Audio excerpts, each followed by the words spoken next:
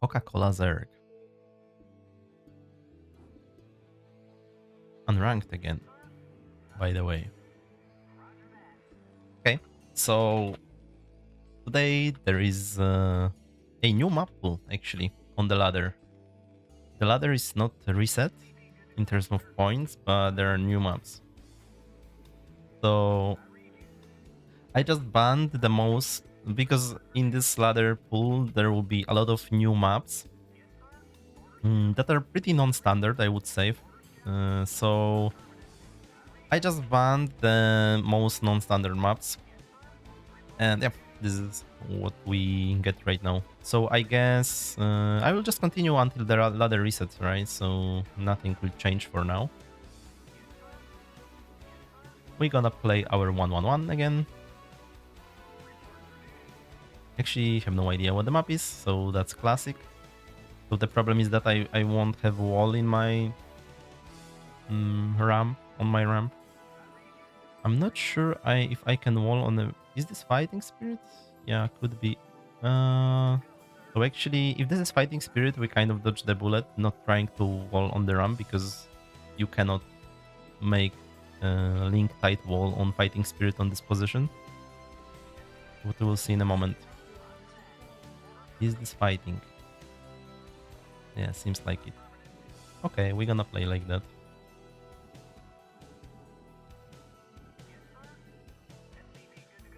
We're still gonna go 1-1-1. You can play without wall, but there is a big danger because if you don't have wall in your main, then the problem is that the link allin is very strong. So we're just gonna scout normally as well.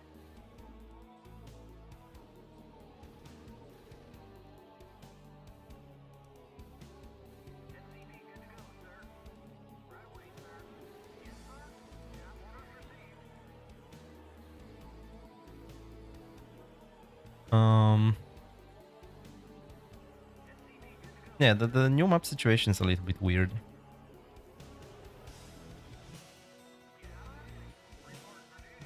But at the same time, I think it's fine. This is 12 hatch, right?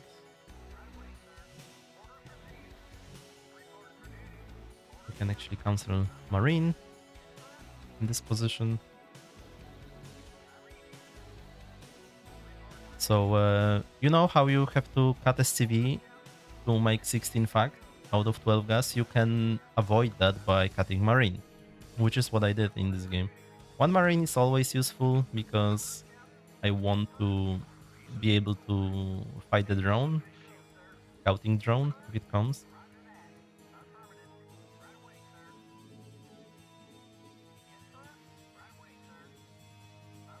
So 2 hatch.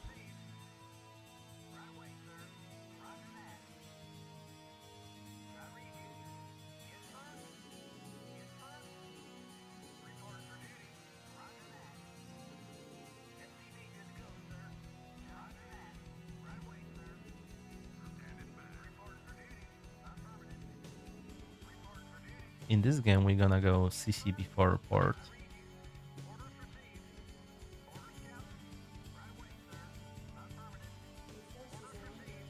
Actually, need to put it like... Wow. I lost the STV because I didn't know where to put my port.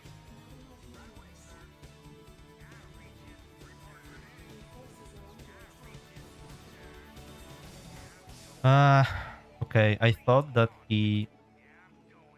So he made 4 links.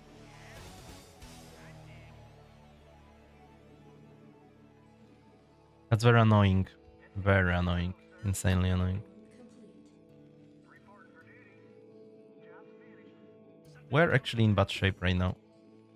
Because he might go Masling. I cannot go with the Vulture yet. Because... Yeah, we're gonna accumulate Vultures in our main. Now I'm gonna go with this to see whether he's going with links. But in general, the problem now is that we cannot go speed yet. I didn't put the gas. A lot of mistakes so far in this game, but... Yeah, as you can see, he kind of wanted to go around.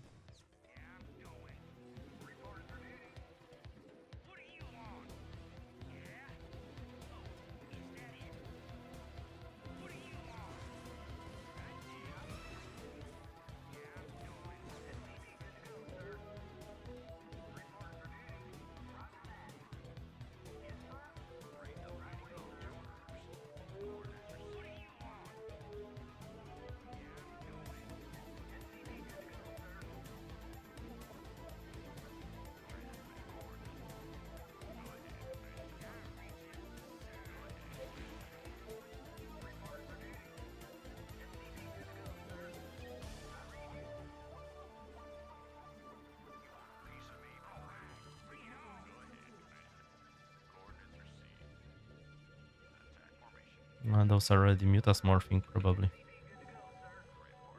Yep. Let's just go back.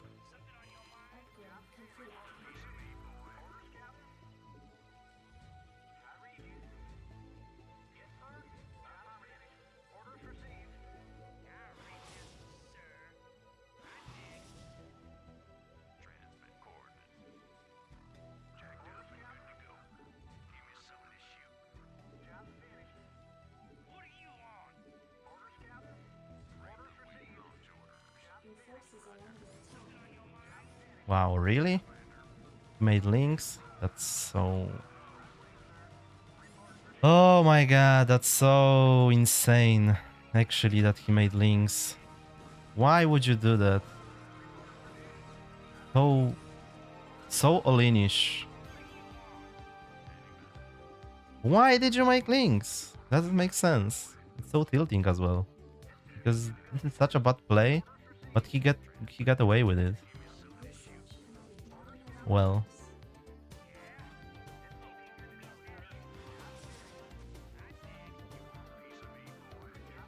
Yeah, this is completely wrong right now. We lost far more than we should, and we have no... we won't have good way of dealing with mutas, unfortunately.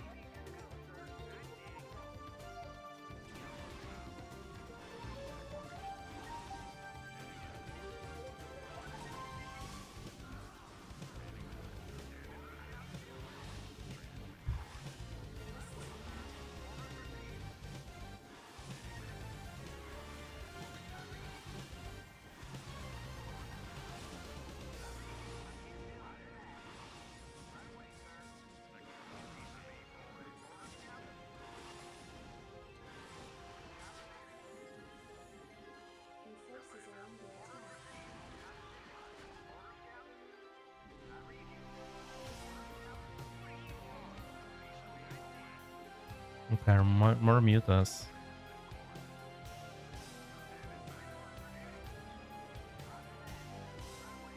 More mutas means we go more turrets.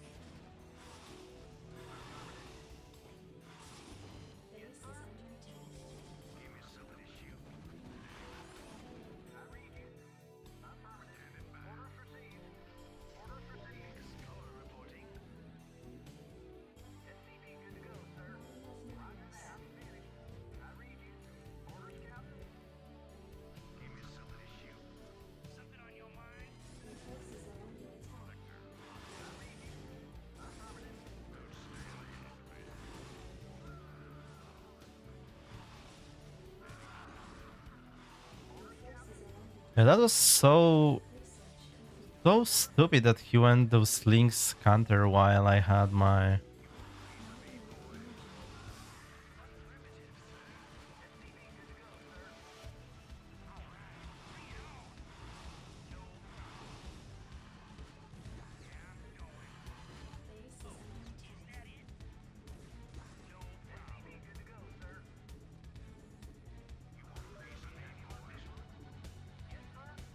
I had vultures on the map and he still went links. So stupid.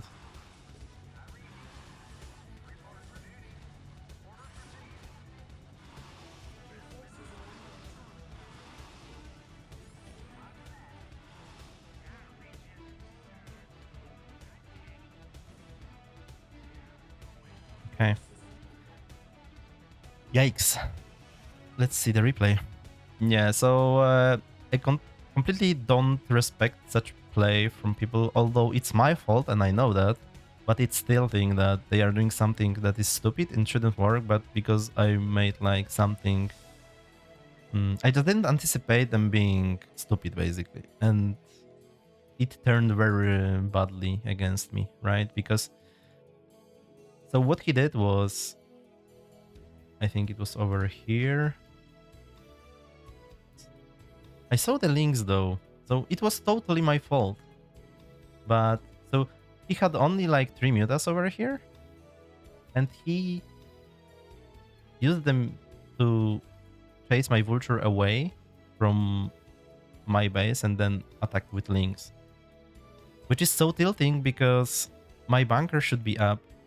I also shouldn't let him just swindle me like that, right? So it's completely my fault, but it's still tilting. And I guess that was made on purpose, but it's still very, very annoying. And look at him. That this is completely all-in. He should never win this game. Yeah.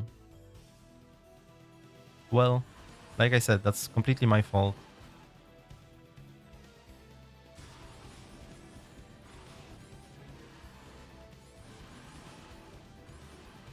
Yeah, so I guess the lesson is next time make the bunker quicker.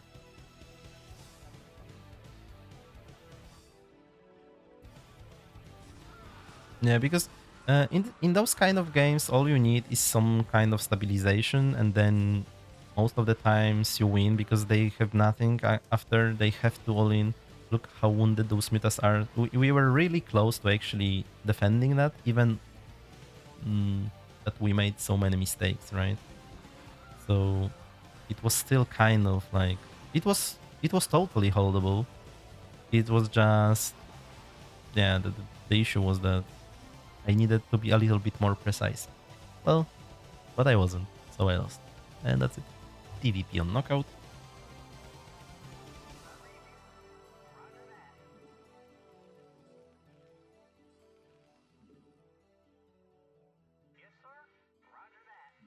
I have few words about the last game as well, by the way. So if you would like to play 1-1-1 yourself, you have to actually prepare mentally for games like that. And that's like half of the 1-1-1 games, I would say. You're just gonna get all-in. I have no problems with that, by the way. I like to get all-in because I know that if I just defend, then I win, right? So it's like kind of easy scenario conceptually, but defending them is not that easy. Those all-ins, especially from 2-hatch.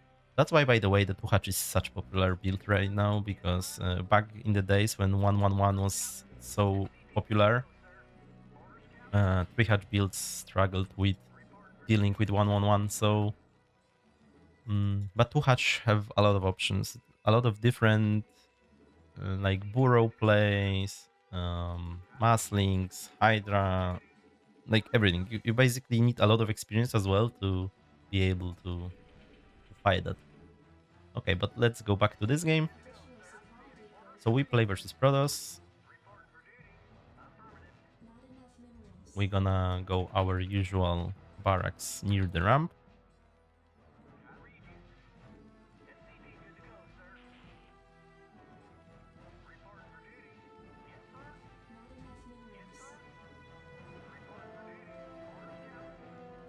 Well, gas as always, and 13 scout.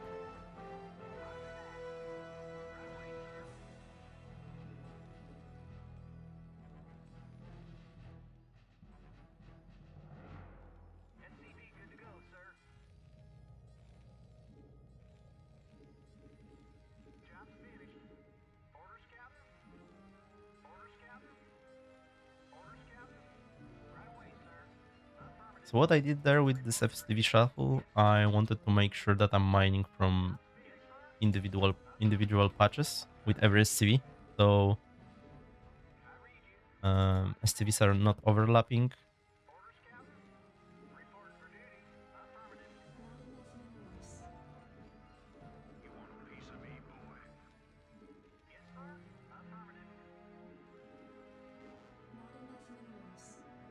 There is nice trick I mean, trick. I don't even know if this is, you can call it a trick, but this kind of positioning of factory and depots is nice because now if I add second depot here, my units will come, and machine shop later on, my units will come out from like from the top of the factory, which is pretty nice. Okay, that's Nexus first. I think I'm gonna just not. I'm just gonna play normally. I'm not gonna rush it. We can send those two marines to him.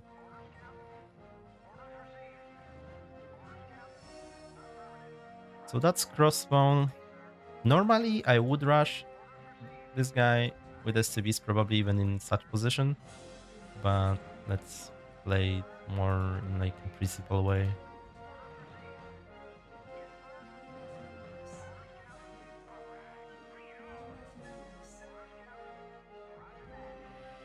Maybe we can get some damage and then it will be fine.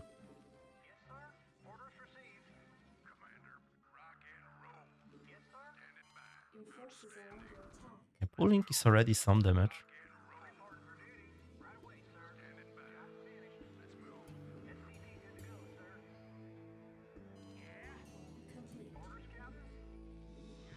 Of course, marine. Oh, we managed to get in. Ah, okay, only one probe.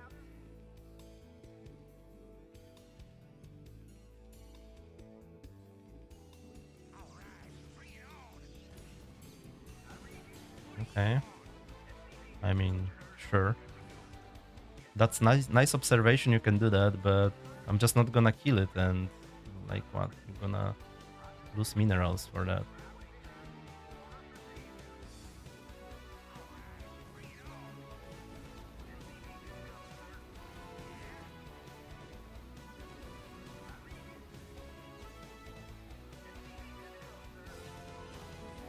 Okay, I mean, sure. He got something out of it. Not gonna lie, he didn't.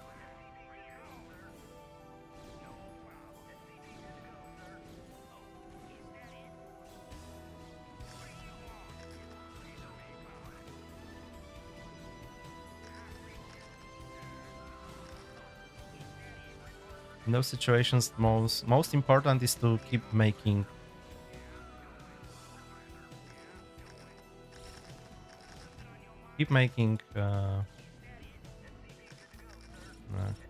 they, they they eventually gonna walk into every mine because those are troglodyte players, so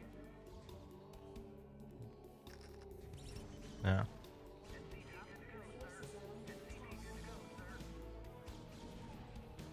He already has range. That is a problem, I guess.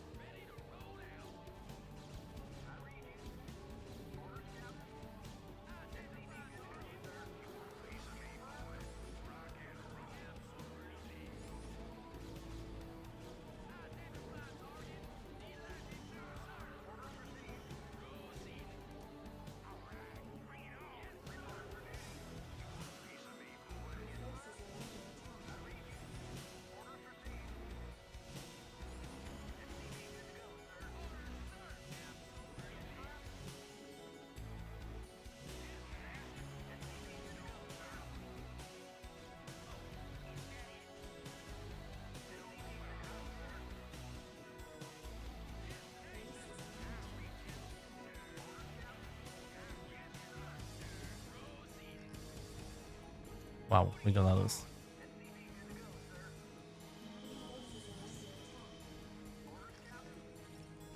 Or at least take a huge damage. Hmm.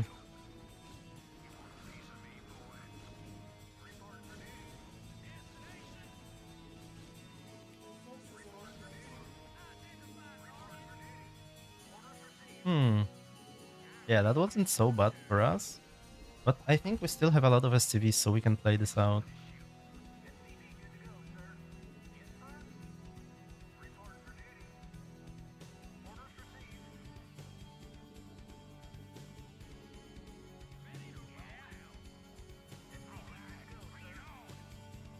Let's use our vultures a little bit.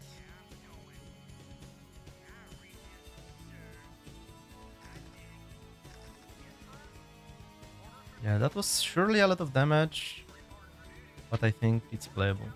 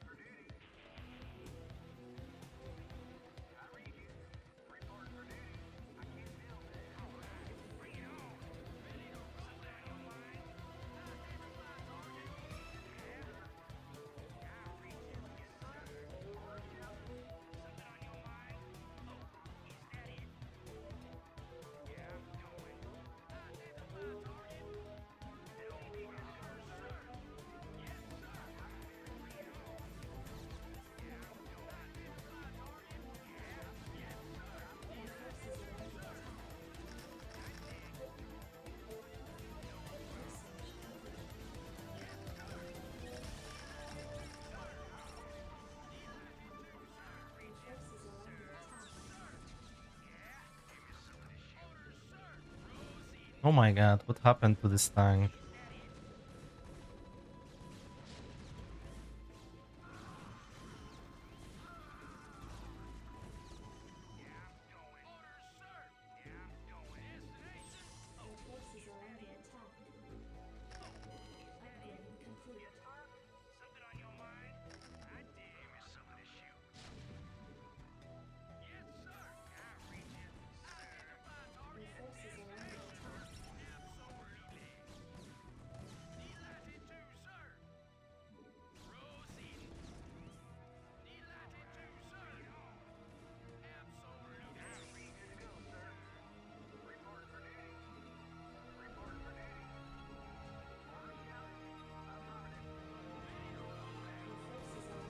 Carriers?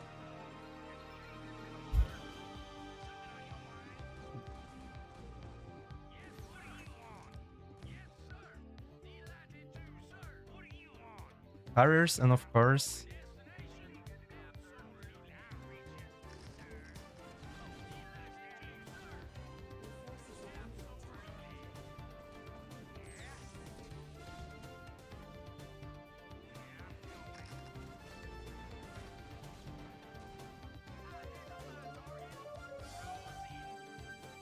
Oh, these players is so insane. Okay, so he doesn't have observers still, right?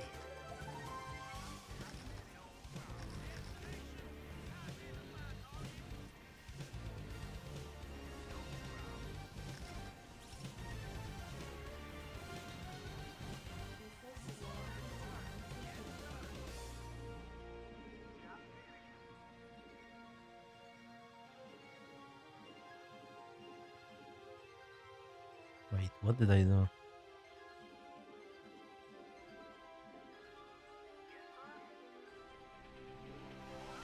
Versus carriers, I strongly recommend not losing Goliaths for free, but also ninja expanding.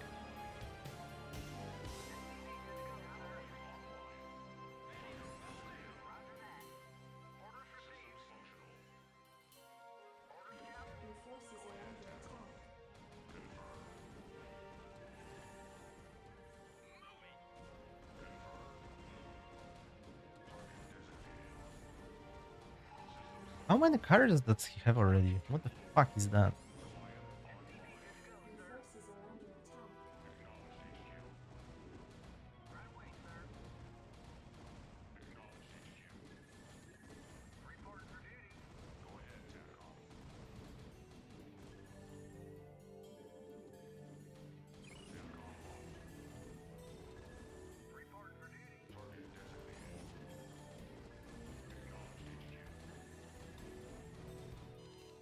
Where is my second tank? I sent 2 tanks over here.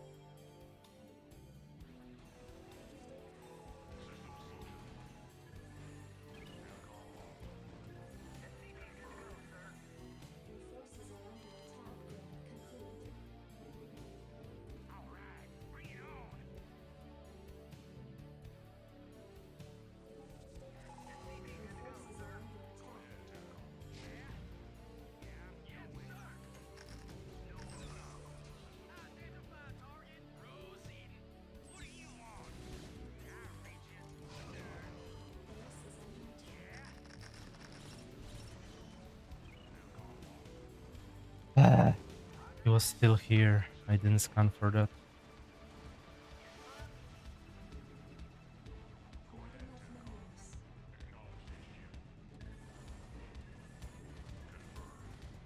Yeah, this is completely retarded, to be fair.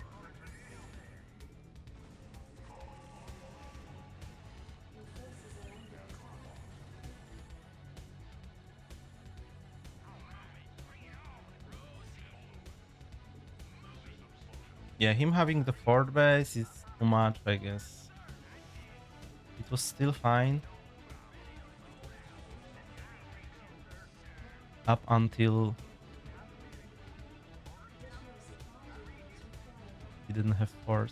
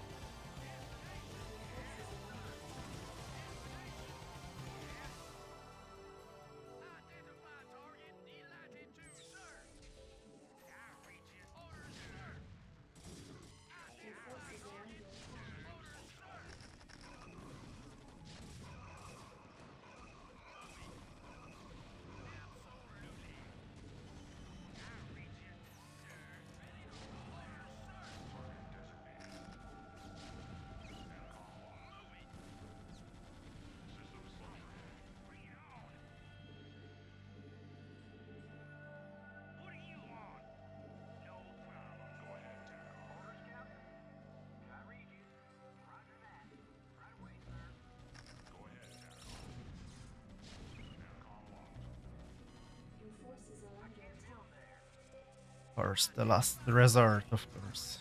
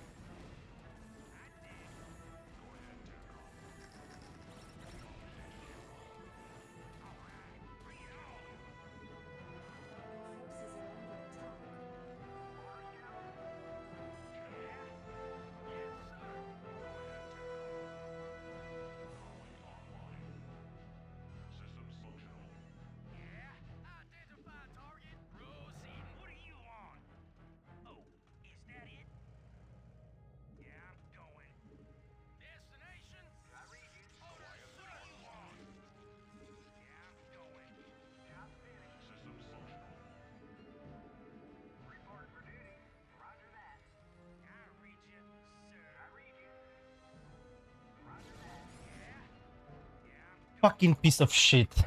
This is how I can comment on that, Protoss. This is what he deserves.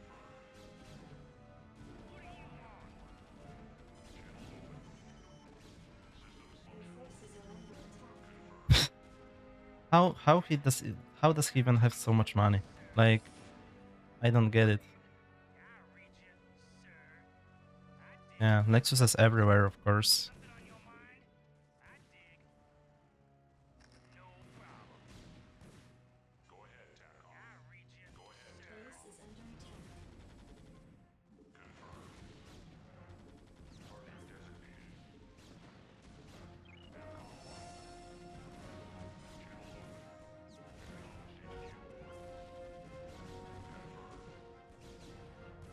Yeah, that's not winnable, obviously, anymore. God, those games are so tilting. So I wonder when did he expand?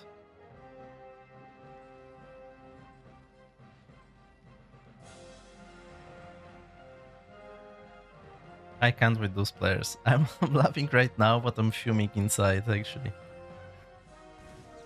Yeah, that I guess after all, this did him a lot of good. So I underestimated the pylon. So he instantly went carriers. That's fine though, still kind of. But that's why I played aggressively after, right? The problem is that like they should never be allowed to expand so much at the same time. That's the major issue. Because, you know, you kill one base, but it's like a cancer. You killed one nexus, there is another somewhere. So, yeah, I guess you need to be really having... yeah, because he's only building from like 2 gateways, right? How many carriers was that? 5, okay. Yeah, so he only spends on cannons, carriers, and only few units from gateways. The problem with that is that you need to be really fast as Terran to not let this happen. Like you need to stop the cancer, right? Because I thought that I was winning at some point around here, I guess. I was like, yeah, I caught those carriers. I was like, okay, I mean, winnable. But I'm not sure if this was winnable, actually. He still has a lot of probes. Now those DDs. Of course, I didn't have scanners because he killed the CC. Then I kind of forgot that I rebuilt this, so I never used the scanner in this game anymore.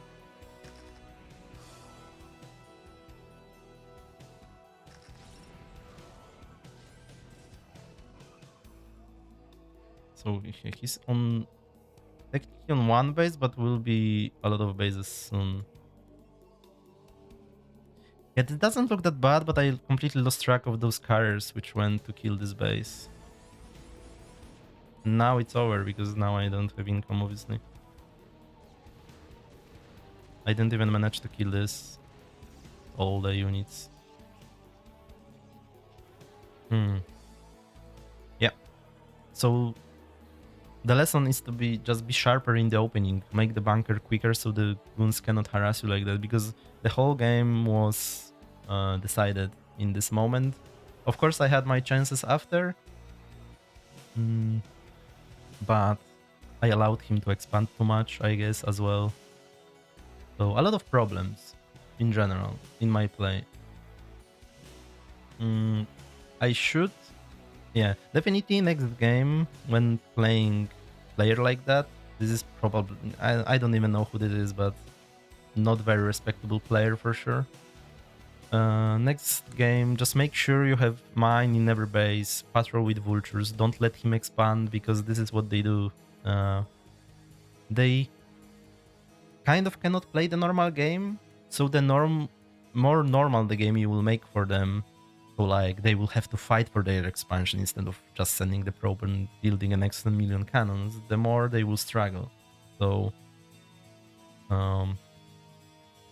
yeah, I think I didn't play that badly after the initial problems, but still I wasn't like sharp enough to realize that he's going carriers. I thought that he's scared to go out of the map because he doesn't have observer yet.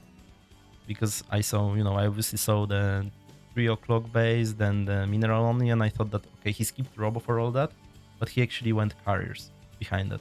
So it was even more dangerous than I thought. And I also didn't ever take my base, which is a problem. Why I took this base? Because usually Terran struggles with gas, not with minerals. At the end of the game, I have a lot of resources, but it didn't matter anymore, because the moment I cannot kill all those bases, this is pretty much a game over. Yeah. And it's very easy for Protoss, like it's mechanically super easy to just make cannons, and super hard for Terran to deal with that. So for example, just killing 3 cannons up the high ground is insane amount of actions, because you need to siege, scan runs out, you need to rescan again. While for him, it's like add 2 cannons, build DT. You don't have to watch anymore, and then you can focus on carriers, for example. So yeah. Of course, our upgrades were also very bad. Yeah, so we had a chance, but we didn't took it, I think. So, well, play better is the conclusion. And versus random this time. Is everything good? Okay, the colors on the camera are a little bit weird. It was cold, so I'm wearing this outfit now.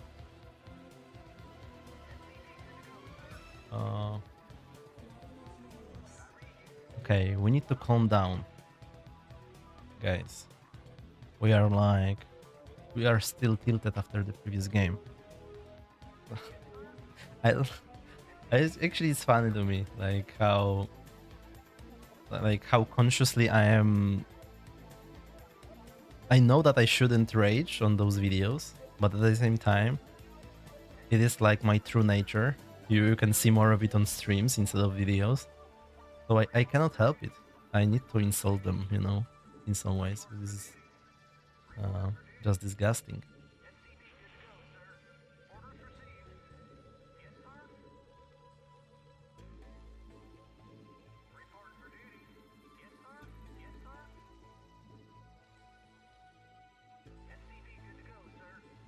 Oh, it was not lagging, but now it is, so that's beautiful.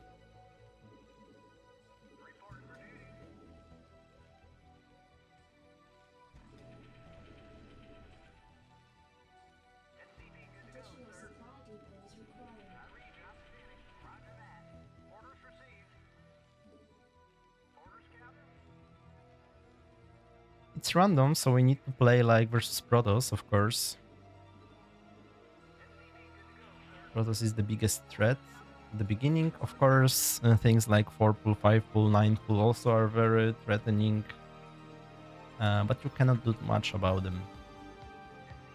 kind of have to just play normal. I won't like do things like double scout or anything like that because it just puts you in very bad position when you actually find out what the race they are playing, right? So just play normally.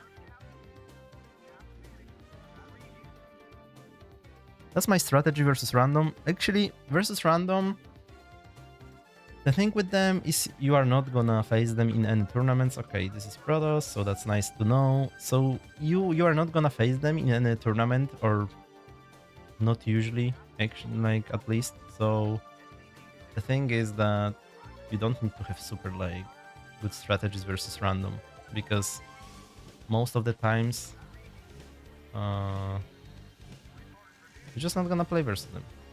Check for Zealot, of course.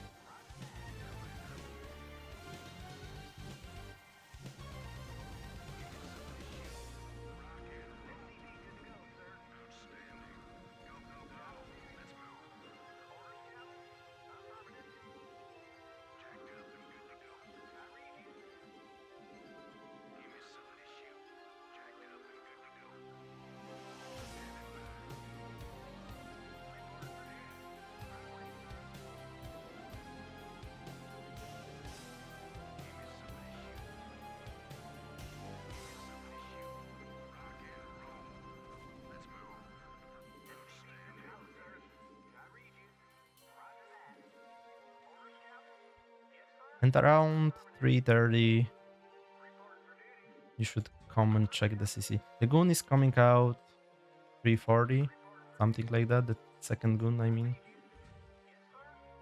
Okay, there is a nexus. So we can actually try and save this STV.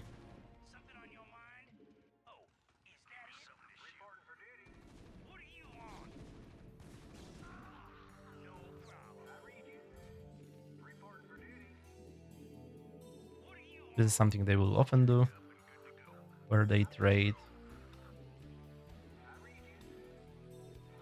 goon for marine.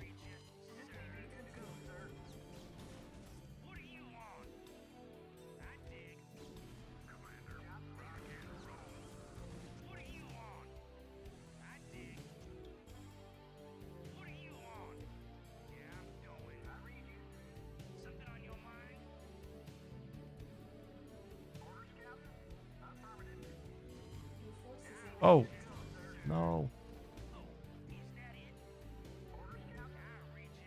He tricked me, I guess.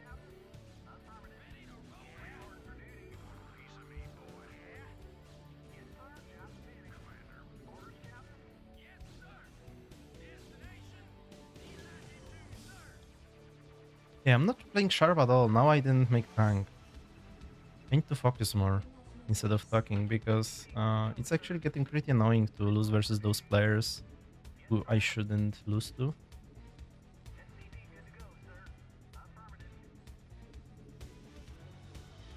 Mines.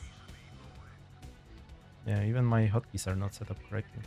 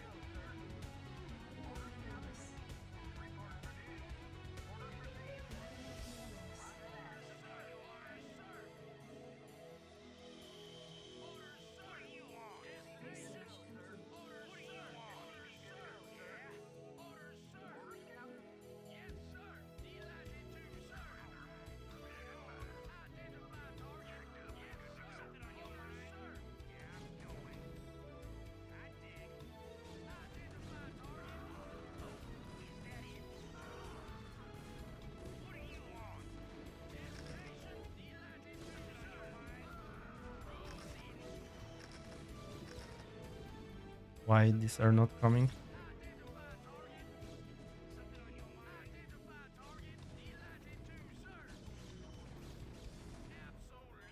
Why these are not coming?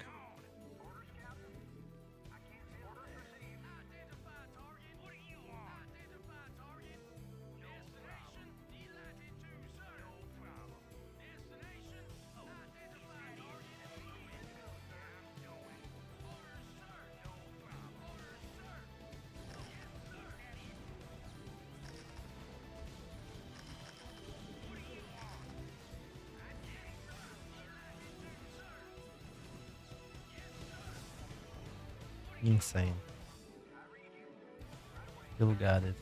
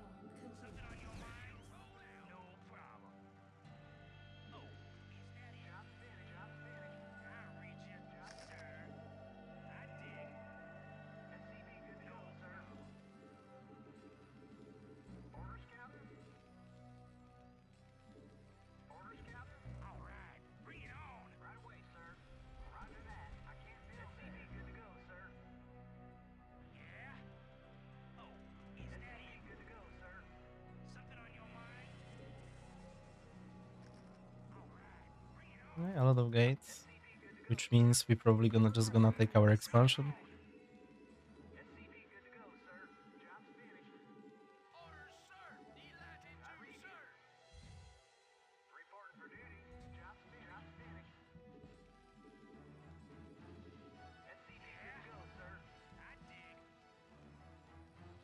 I think you cannot build here anymore, right?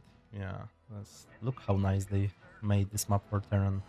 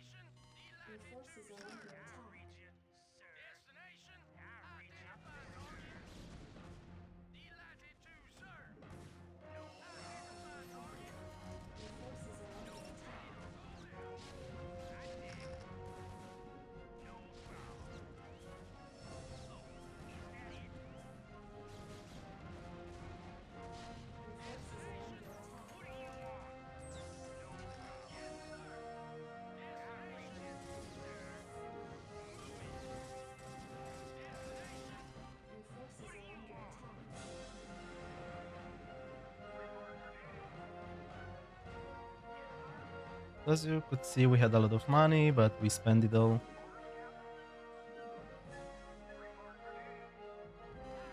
That was pretty nice damage we did there.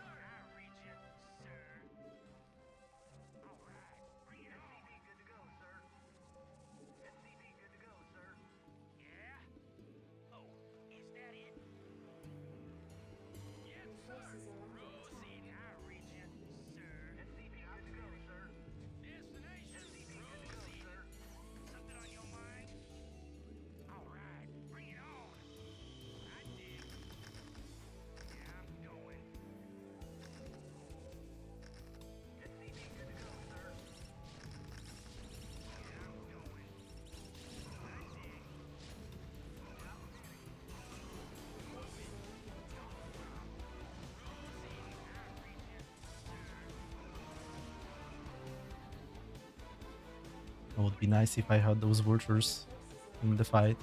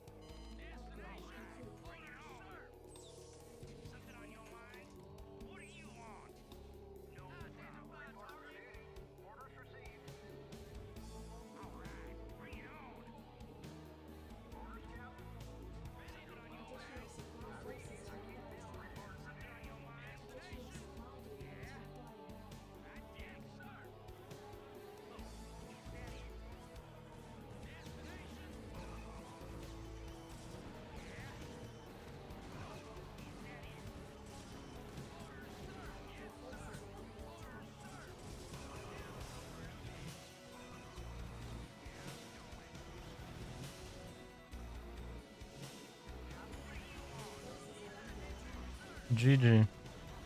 Random player. Let's see the replay. Okay, so obviously we can expect randoms to be bad at anything they get. I have no idea what is the main race of this player. Some key moments in this game. So nothing happened over here, so this is all normal, and now this is kind of like in TVT. In TVP, it so happens that standard Protoss Nexus is about the same timing as Terran, so look, this started about the same, right? That's why I know to check at this timing. Around 3:30, the Nexus should be started. If it's not, then it's totally okay to go like eBay before second fact, for example. Because even if they are not playing DTs or anything like that, your economy will be better than his, so that's justified. So that's okay to not go faster factory, for example, to push for some else advantage. You already had your advantage. If your DT is faster, much faster than the Nexus, and by much faster I mean like 30 seconds, because this is like over 2 STVs, right? Because what I mean is that STV is making 12 seconds, so if your CC is, let's say, 24 seconds faster, that means you can have 2 more workers than him. This is what I mean. And that's like pretty good advantage already out of the early game. So if you don't see the Nexus, then just go eBay.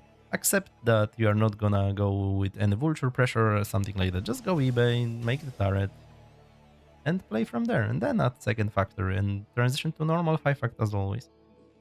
So that was the first thing. Here, very often Protoss will do that. They will trade shield for marine. If he is like persisting and like, sure, let me trade more. Why not? And now this goon is very wounded, which means that my 2 tank push, which I'm planning to do, will be that much stronger. Of course, it was Later than it should be, because as you can see, I didn't start my tank. I have no idea why. It was... yeah, I'm derping in those games, I have to admit a little bit. That's why I actually focused a little bit in this game, focused more, talked less, because I need to start pushing for those MMR. And the fact is that when I'm talking, I'm playing much worse.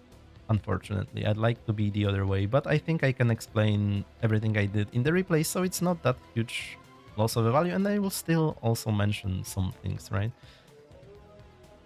So in this game here, if I set up Rally for my vultures correctly, the game would be over probably, because this is very good what is going on.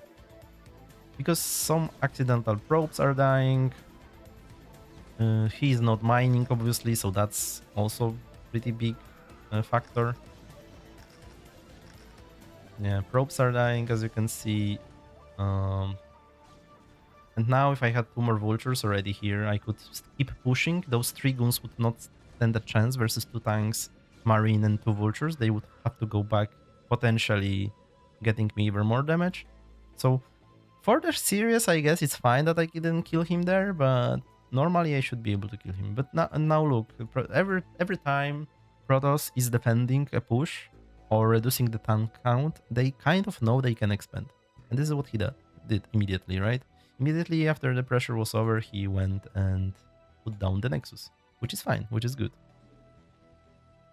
In my base, I obviously had a lot of minerals, but that's fine. Like, I feel like every time you are actually trying to push for something on the map, like do some kind of play that is supposed to give you advantage, benefit you in some way, etc., it's okay to not spend your minerals.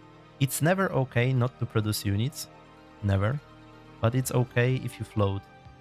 You should also always make SCVs. There is a moment in the game where making units is more important than making SCVs. I would say this can be about now, but this should never be a choice in the first place. Always queue up, you know, if you have this much minerals and you feel like you want to micro this really badly, but you cannot do that because of your APM, come back to your NAT, queue up 4 SCVs here, 4 SCVs here, and then go fight. You will come back to nice 4 SCV pile to send to the minerals. This is good enough. This is really good enough. Even on the highest level, this is very often good enough. Pros will do that all the time. You can see them having 5 probes near the nexus all the time because controlling units is just that much more important. Prioritization is king in this game. You can be slow but very efficient. Yeah, and of course, I would like to have my second gas already. Gas is very, very important PvP because at some point you need a lot of gas to produce units and factories, right? So I was lacking gas in this game, actually, in one moment. Yeah, this is kind of whatever. I cannot push him anymore that much. Applying vulture pressure like I did is very hard, but very, very effective. Even if you seemingly don't do anything, you always do something with them, causing him to look around. So even something like this is annoying for him. Look, he has to send observer over here, some goons, clear this. He cannot send probes yet, right? Even though this is finishing, he cannot send probes yet. He has to take care. So look, he's waiting for observer. That is pretty annoying. You know, he cannot move out because some other vultures will run in, right? So there is a lot of annoying things that are happening. He lost a goon here. Now he will lose another goon because I will quickly realize, like, this is my prey, right? Vultures, like I said, are called vultures for a reason. This is dead goon, so they want to hunt him, you know. That's why they are so fast. Yeah, so another goon is dead. So this is getting even more annoying. He lost some shields, you know, everything is adding up. And still, he's not mining from this nexus, right? And I'm doing perfectly fine. So I will scan in a moment. Of course, my 5-fact is already kind of done, so... but my tank count is not good, right? Because I was making a lot of vultures, so that's why I figured I probably cannot attack him. So I saw all those gateways and I was like, By the way, he never used the river in this game, even though he has a building. I didn't even notice that. So that's why I put this on location. And why did I put it on location? Because if you look at my vision, it's enormous. My vision is great. It's exactly how you should prepare your mid game. So look at all those mines. From the Protoss side, you want to prevent that. You want to clear those mines. Imagine if I didn't have those mines and those mines. I mean, okay, those are not mines, but the vultures. They are also providing vision. But imagine I don't have those and those. I cannot put this on location because I don't know where his goons might be. His goons could be there. And then what? I will just have to cancel this at some point, especially if I only have one tank.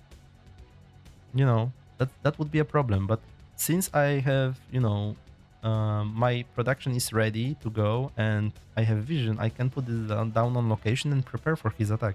If I saw him going out with a lot of goons, and first of all, I can use those vultures to threaten the run by, so he has to kind of respect that, so he cannot just go. Second, I have time to set up. I can put mines, I put turret, like you can see. I can put some turrets over here, put my tanks more behind the CC to let CC soak up damage. Many things you can do to prepare your expansion once you know you are getting attacked. If you don't know you are getting attacked, then that's a major problem. In this game, I actually made my depots okay. Finally, I didn't do a bad job about it. As you can see, I'm using those two SCVs constantly. I'm not sending them to minerals after building the depot. So that's important in this mid to late game. Don't shift click away your SCVs from the place you wanna make depot at. Why I have this gap, I don't know. The accident. Those should be positioned like that. That would be much better probably, because I would have more space. But that's good enough. It's not gonna break your game probably. It might only look ugly. That's it. What else about the situation? Oh, I did some unconventional move here. So yeah, this is good. Now I don't exactly know what he's gonna do, but I noticed move out. I sent my vultures, so he put his goons in jail. I immediately spotted that. All you have to do is to mine them up, blow them up, and now, yep, you can keep killing probes. And now he pulls again. Those are minerals that he's losing. You don't necessarily have to kill probes to do econ damage. Just forcing him to pull is already econ damage. So again, look, he had to send goons over here. I'm betting that he would like not to send his goon over here. He would like to have his goons over here or in the middle of the map or pressuring me, whatever else, but not this. Did he see that? He saw that, but he didn't react. He should, yeah, he should see that, but he was probably occupied by something else. So, you know, I think that this is actually a pretty nice try. So now I'm showing him these vultures. I didn't meant them to die like that. But this is distraction, because this is the real thing that is going on. And look, again, pull, plus many probe kills. This game is completely over now. It would be over anyway, because he didn't take fourth base, but why he didn't take fourth base? Because we were constantly pressuring him. If he didn't have this shuttle, maybe even with this shuttle, I probably could kill this Nexus, to be fair. I probably could do that. If you look at those buildings, they are damaged a little bit. If you put all this damage into the Nexus, then it would be like half HP right now, and then I could finish it off. So that was completely deadly, this attack. Again, he has to go there, which is annoying, leaving his zealots open. If I had another group of vultures, I could probably harass the zealots, right? This is adding up. He knows nothing about me. He probably doesn't even know I have expansion already. This is also very important. Look, I put this SCV here and I didn't do anything with it for a long time, but once the time comes, I already have this CC SCV here on the spot. I can make CC right away. Very important. And look, I did so many things in this game, right? Look at my APM, 200 only. I'm betting that a lot of you guys can have more APM than that. I'm actually a very slow player, in fact, compared to other Terrans. And this is fine. Very important. So look at me. Those zealots, when they come into tanks and your tank if your tanks would hit zealots that are between the tanks, you're gonna kill yourself. So it's very important to hit the goons. Look, hit the goons. I'm targeting goons with the siege tanks here. This tank is shooting the zealot, but that's fine. So look, I'm gonna kill this goon, one last goon, and now I'm gonna unsiege. You see? Because it's better to unsiege and not deal damage for some amount of time rather than shoot your own tanks with splash. And zealots themselves are pretty bad, to be fair. Like, you can kite them and their damage is not that good in general. The zealot's strength lies in making path for goons, because goons actually do a lot of damage, and zealots also cause tanks to kill your own units and drag mines, etc. Soak up damage in general, but their attack itself in this matchup is not that great. It's okay, but it's not that great. And now our advantage is, of course, like, look, because of this all eco damage, look how different our supplies are. So we are at the point where I'm murdering him with only vultures, right?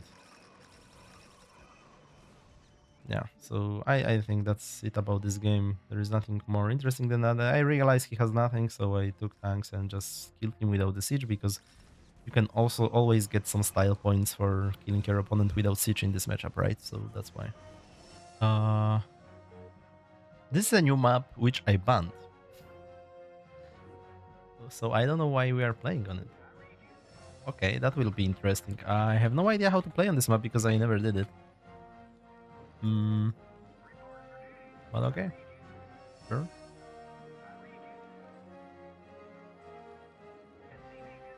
Yeah, I don't know why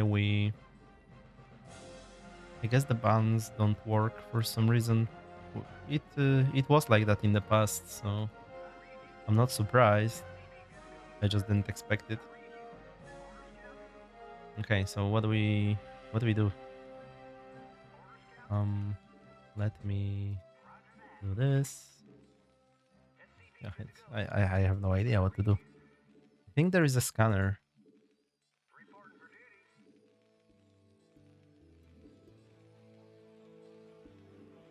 I'm probably gonna do like Urax. I don't know. Why not? Okay, this game will be completely freestyle, right? Of course, because I have no idea what to do on this map, but I think it's gonna be interesting, actually.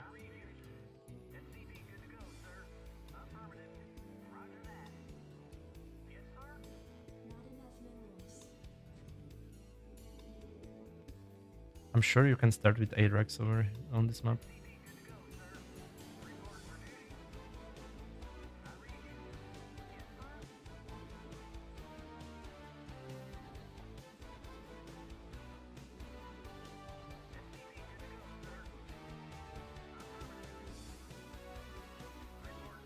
Yeah, because you cannot build scanner on this map, so this is what, like, this is unique about this map.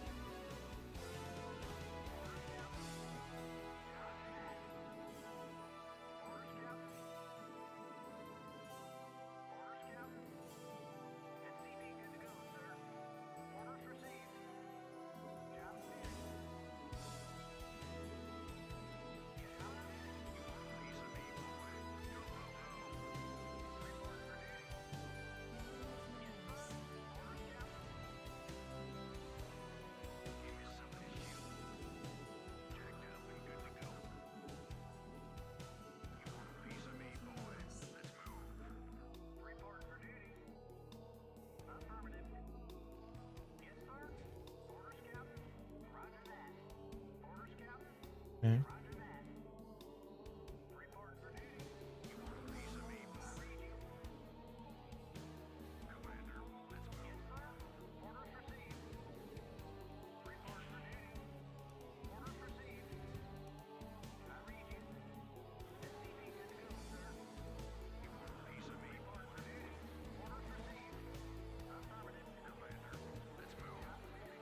Okay, we cannot do anything.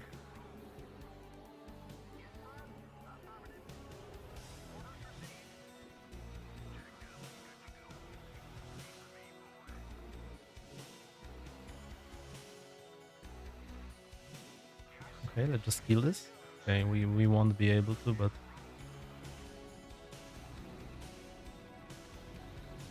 oh, we were. That's great.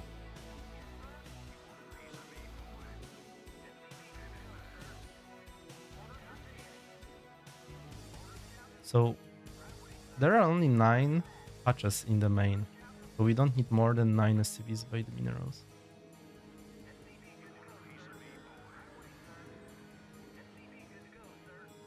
Let me build another racks and then I'm gonna go eBay.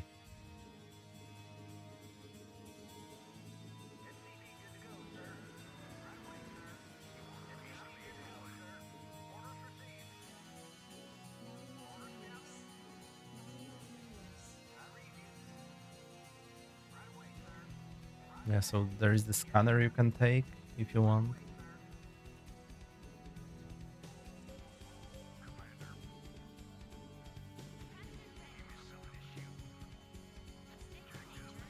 Okay, let's go.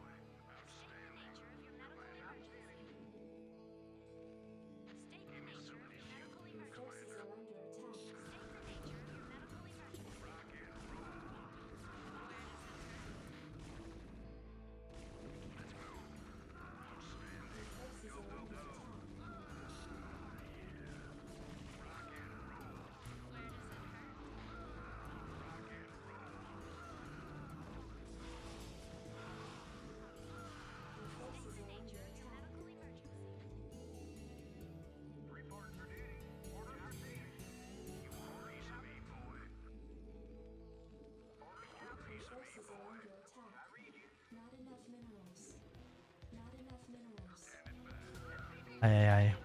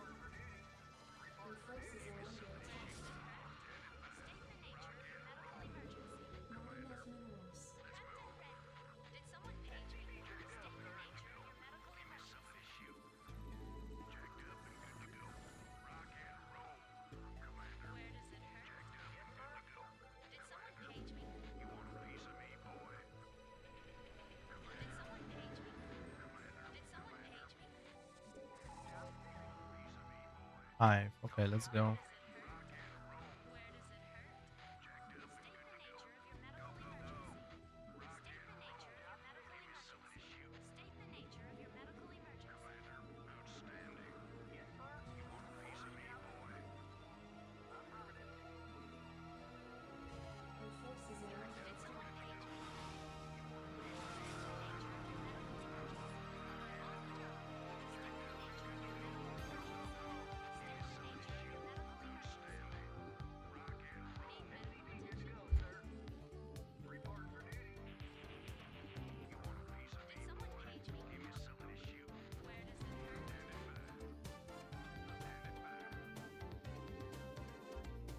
I have no idea where the expansions are on this map.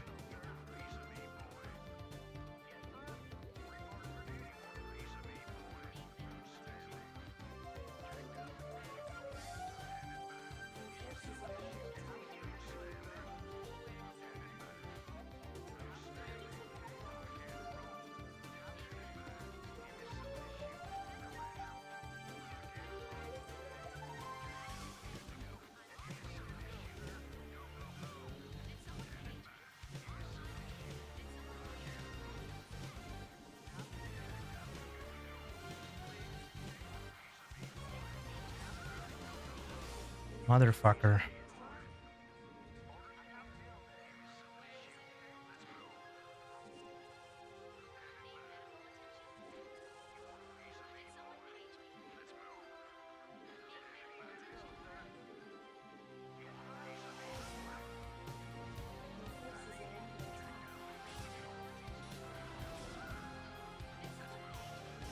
Why those marines are not going to the corner? Is there nothing or what?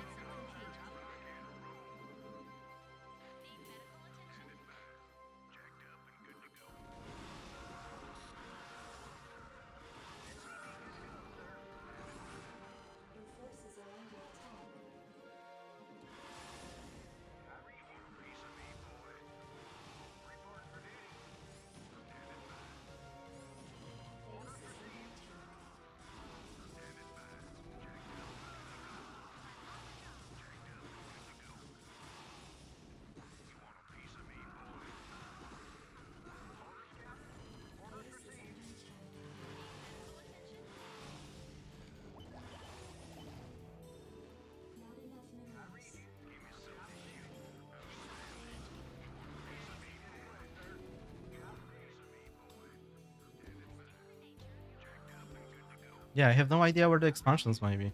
If he has nothing yet, then that's good.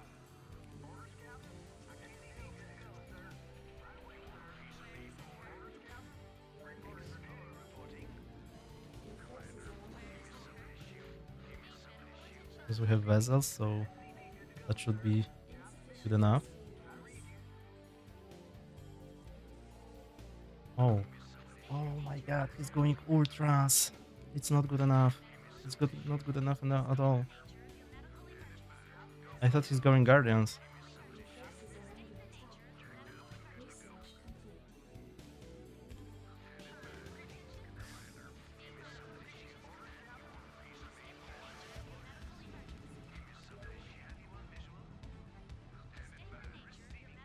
Let's wait for more.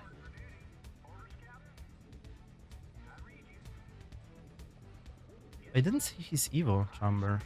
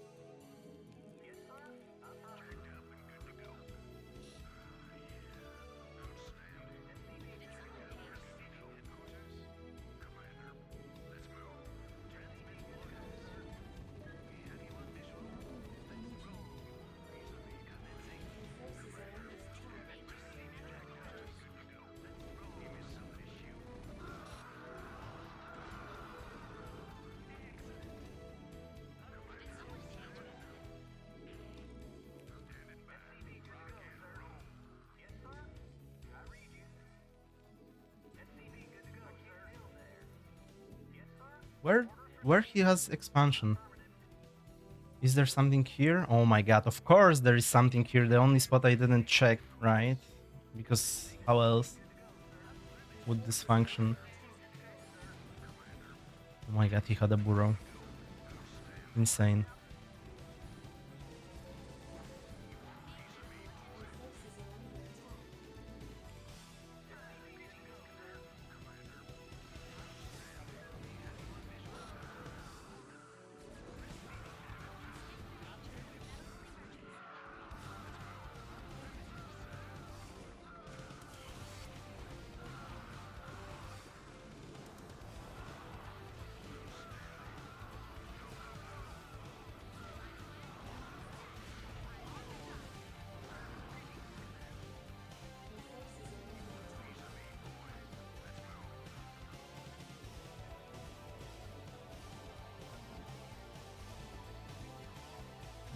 Not winnable. Wow. Okay, nice map. I blame the lack of knowledge of this map for this loss because I didn't know that he has third base. I had no idea where you could put them. Okay, so I guess those are the best spot for Zerg because there is a ramp. Good to know. It was pretty obvious that he has to have expansion, but look, now if I knew that, I would never allow him for that. I would just go there. Because I was actively looking, but I didn't find. I scanned here. I sent Marines somewhere, but they didn't get it there. Yeah, that's very unlucky. So I would kill this base, and then that's game over. So there's like nothing I could do about not knowing the map. Yeah, of course, he hit this. I thought he's going Guardian, so he swindled me on that because I didn't see the those Evos, right?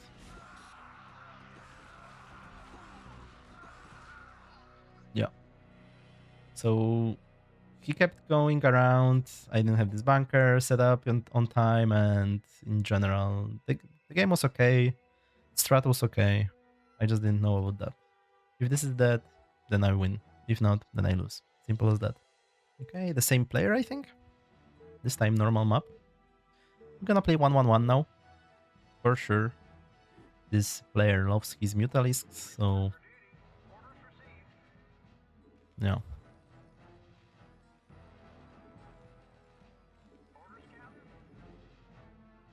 I'm actually a hater of playing M&Ms versus mutas. I don't enjoy those games. They're extremely frustrating when your opponent has such unit that can outmaneuver and outmicro you so much, and all you can do is to, like, you know, foresee his movement and control your units well, so he cannot gain more value than he can, because it is never in your power to engage him, right?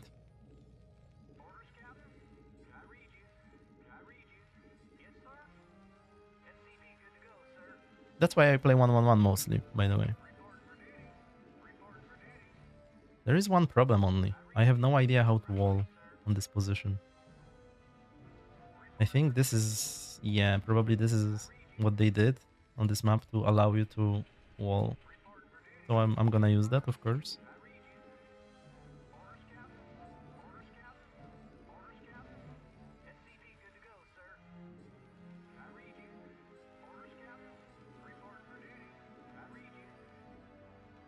It's kind of like with these crazy Zerg lovers. They could just play Protoss, to be fair, because it's kind of the similar game difficulty, right? You don't do any micro, you don't do anything like that. You just farm units. You need micro with mutas, of course. That's true, but mutas are actually pretty easy to micro.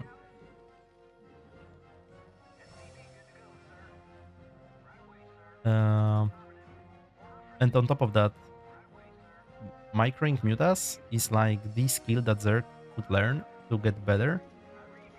So very nice things for them is that they can just focus on practicing muta micro a lot, and Zerg will always get better from it, because in every matchup you can win games with like just muta micro and pure mutas in general.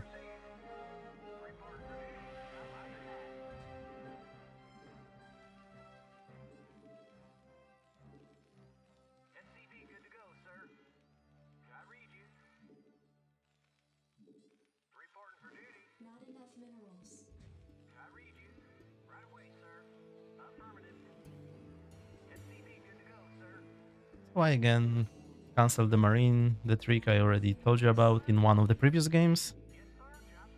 Come on. Yes, finally.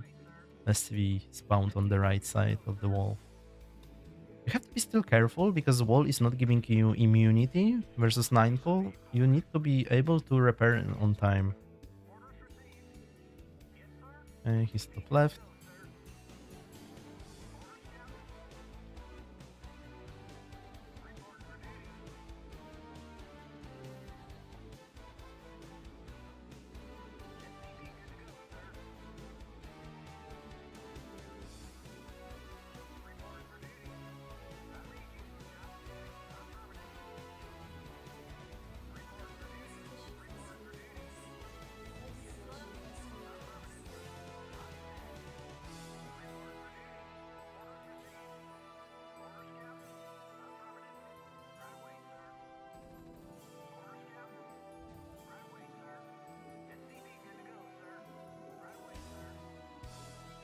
I lost this too quickly. That's very bad.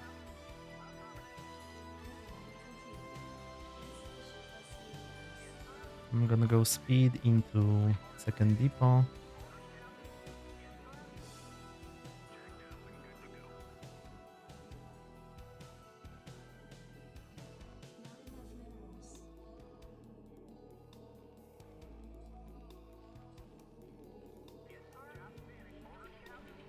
Hmm. Okay, that's not perfect because our yeah, I should start depot. Apparently, you can see that because I couldn't make a rave.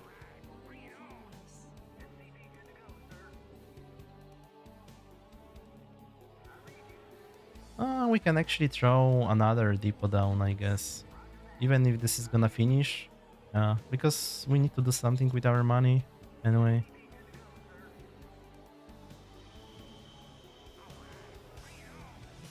Borrowed link here? Okay.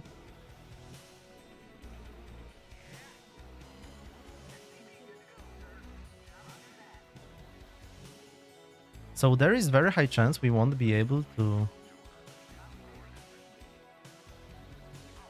actually land our CC here.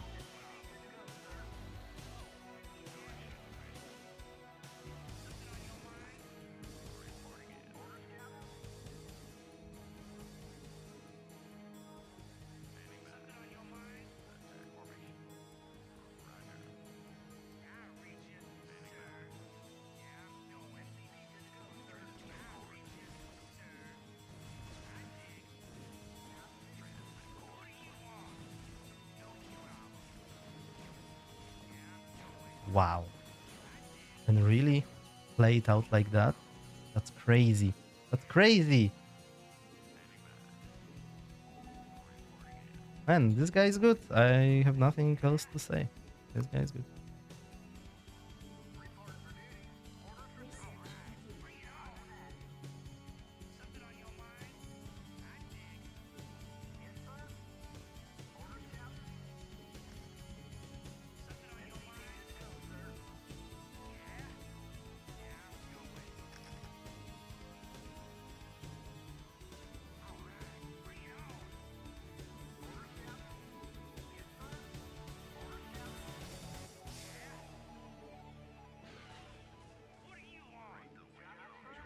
We're gonna lose like that.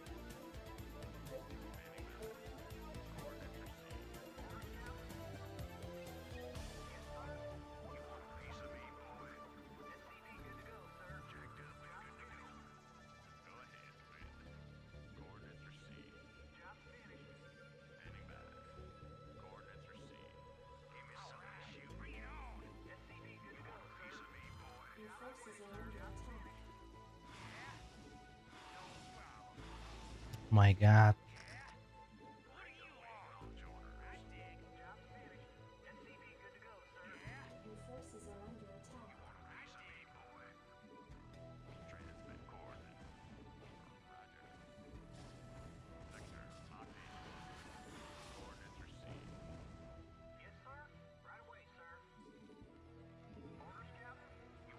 Our SCV count, actually, it's not that bad. I was just derping around with them. Tough games, though, versus this guy, for sure.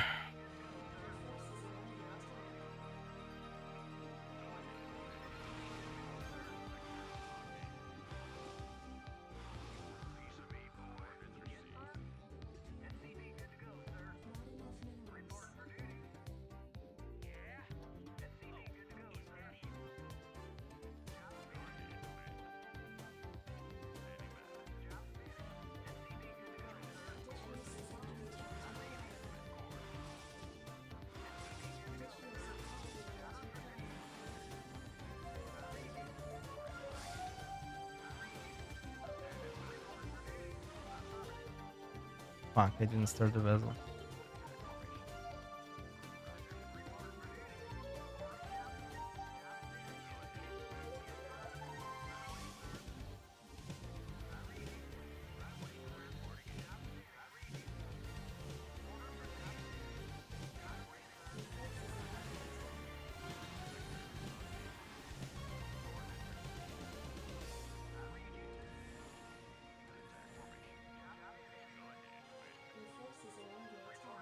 Still no depots for the vessel? I have no depots. That's so annoying. That's insanely annoying.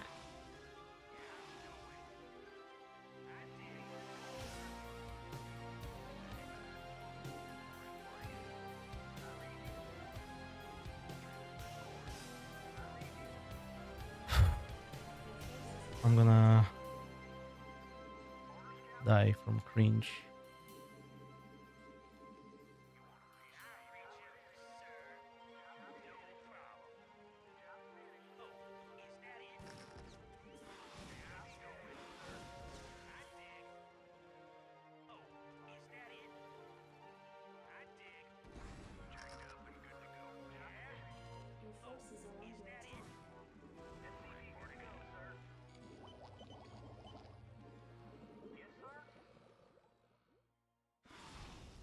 Oh my god, he has so many.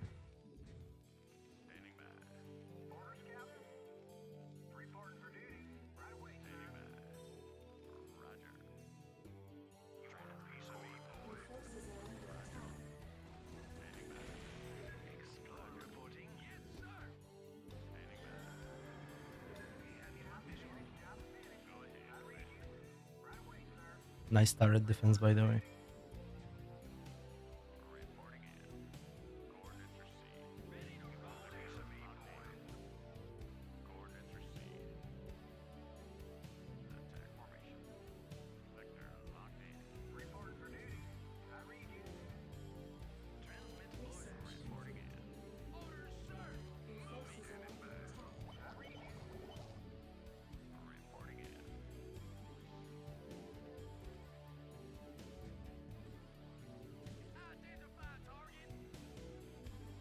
Fuck!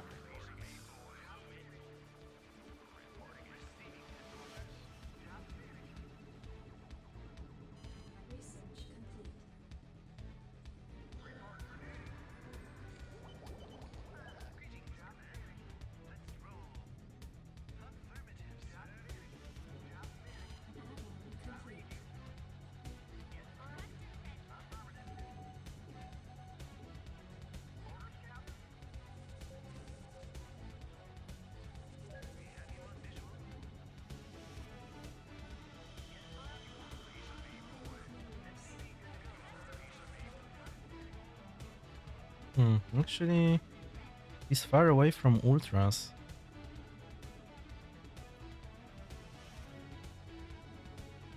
Let's make depots.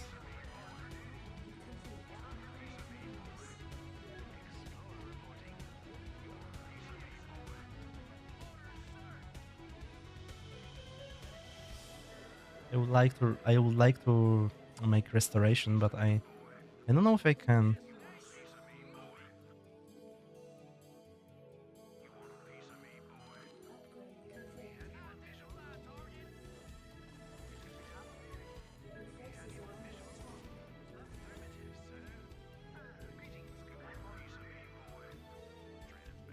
I can just kill this. Yes.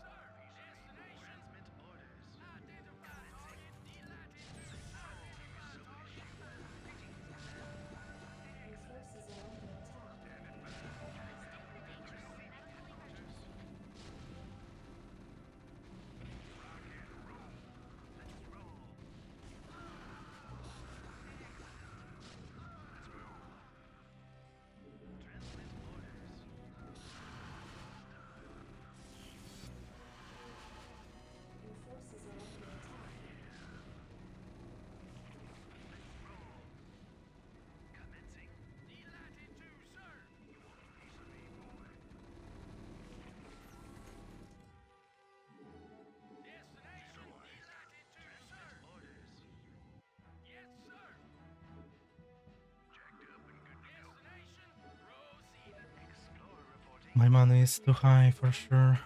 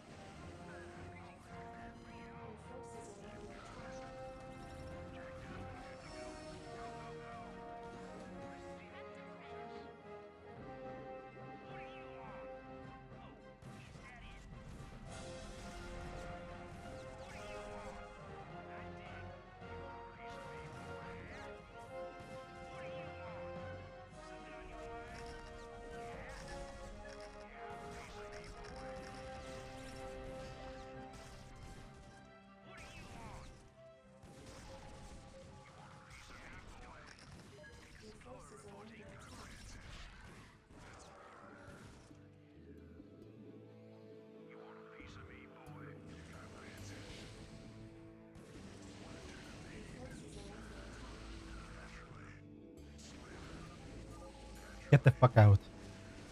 I can't, man. I can't help it. Sorry for that. But I'm sure some people enjoy me being like tilted and in emotions.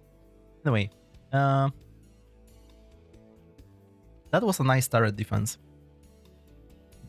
This is also happening very often with 1-1. Of course, we could represent 2-port with this build. What I mean by represent is that when Zerg, when any race is scouting their opponent, every time there is only like few possibilities that can arrive from certain scenario, right? So he sees the wall, he sees the first rave, I didn't show him the vultures, so he went spores.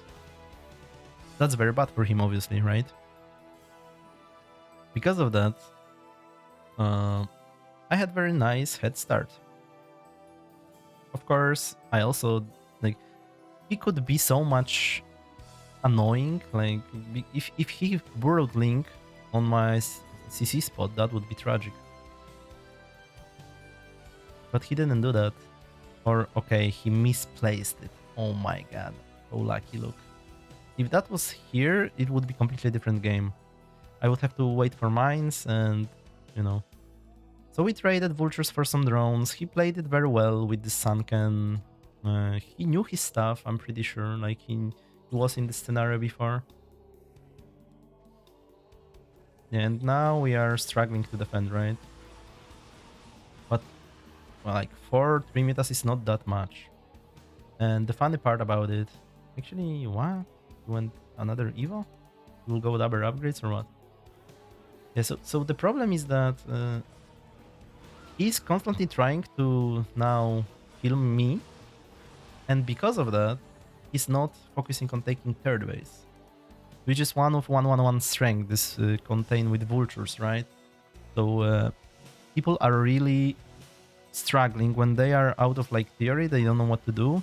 And generally, this is one of the biggest challenges for Zergs, to take third base, because vultures can just be around, play mines, be annoying, right? So you kind of have to recognize in this situation that this is gonna be muta allin. Still no upgrades from those, I guess. Yeah, so this is gonna be muta allin, right? He's already... oh no, he doesn't have upgrades.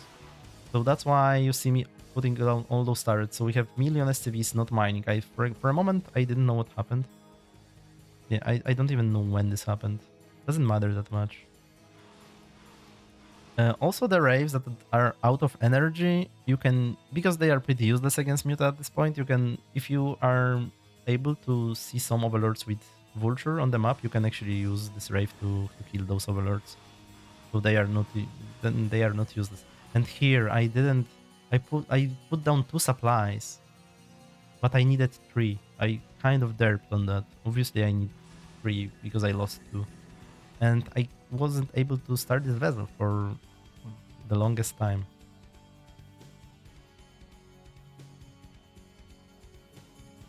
So when I scanned and I saw that the hive is not even close, I was like, okay, that's pretty good.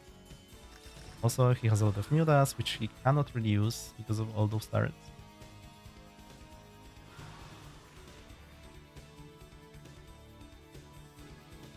Yes, so he could start this earlier, but also that's very important notice. Look, it's 12th minute and he still doesn't have third because I was like controlling it with my vultures, right? So he was actually struggling to get it.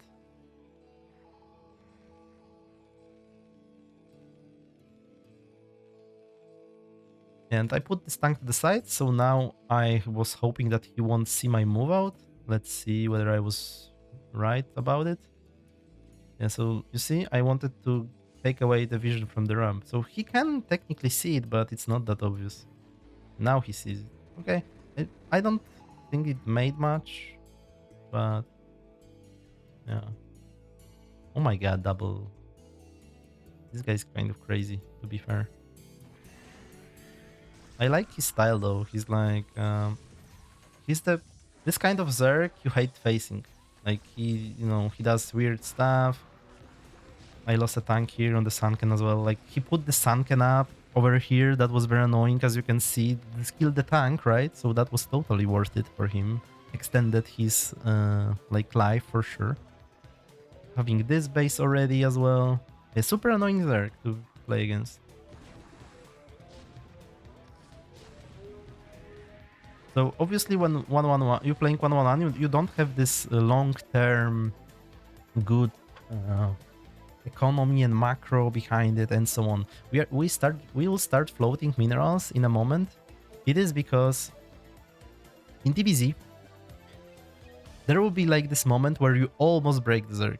Almost. And he's like having few units, and you know, if you just kill the Slice Defiler or if you just kill the Nidus, you win, right? And that's why I got this man, because I had exactly this feeling where I felt like I cannot spend few seconds adding barracks because I need to control my units, right? So that's why I had all this money in a moment. I will have almost 2k, I believe. Yeah, but that's the power of 111 having those vessels. So those pushes versus the fighters are very, very strong actually. Of course, he had this, which is... that's so annoying that they do that. If you miss one expansion like that, you can like legit lose the game, which is crazy, right? Yeah, his econ is not even that bad, if you think about it.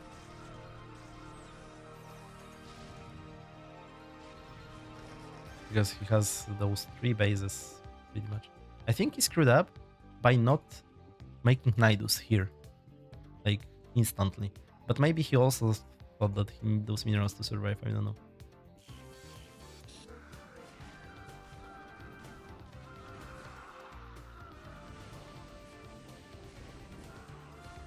And those 2, imagine that, those 2 mutas are actually still providing value for him because they will kill the tank that is killing the Sunken.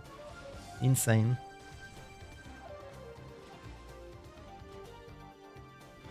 Yeah, and everything is all over the place. Nobody know what is going on. I have 2k minerals, even though I have like super big queues, but I'm running dry, so I guess money will be useful always. I have 3 vessels queued up. I have had no time, or rather I didn't think of putting this control tower in time. So scrappy, incredibly scrappy game. But if you play 1-1-1, a lot of your games will be looking like that. It is just very, very hard to play this opening optimally. Or because very often you won't know what is going on the map in general. Like, you need a lot of experience. But I like those games. I enjoy those games much more than standard games, so that's why I do that. Okay, I think that's it. Another Zerg on Radion. We didn't see this map in a long time, right? The nice thing about Radion, there is easy wall to make in your main because it's shown how you should place down your buildings.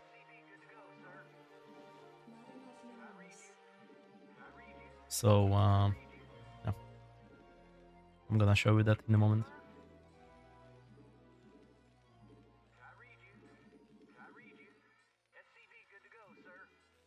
I have few thoughts about the last game as well. I'm pretty sure when you guys saw me placing down this many turrets, it felt very wrong or something, but actually, as you can see, we still were able to attack our opponent in time, kind of, right? So you need to do everything you can to survive, and usually you will have a timing anyway.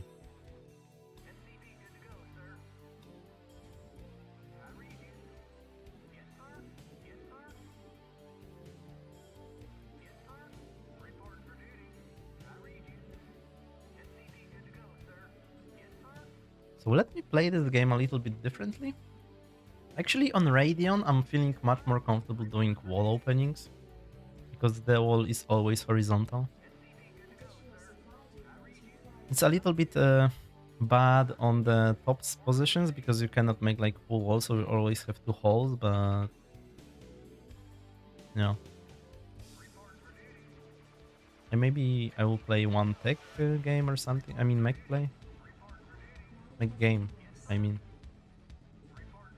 We'll see. Not this game though.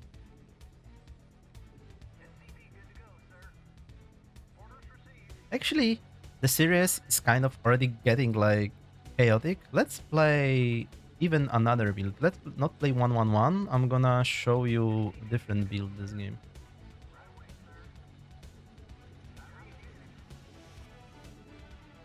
It will be like mech, but not quite.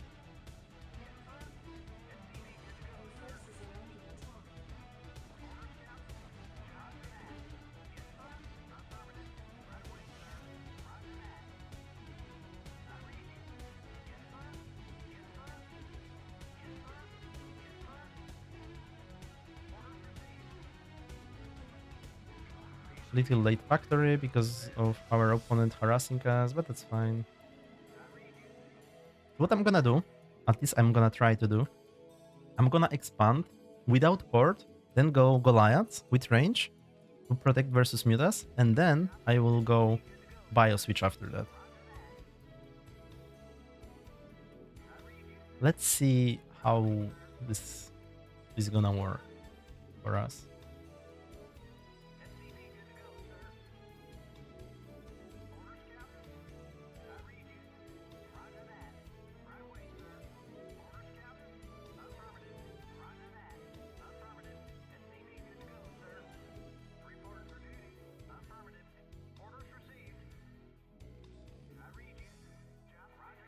Okay, I can see the drone from here.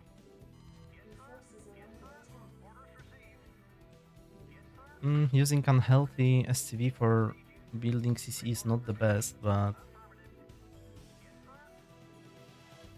we're gonna roll with it.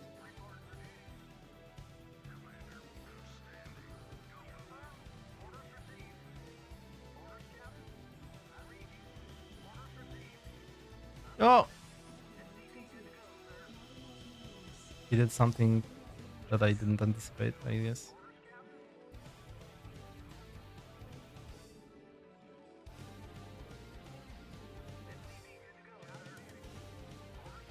Let's go armory here.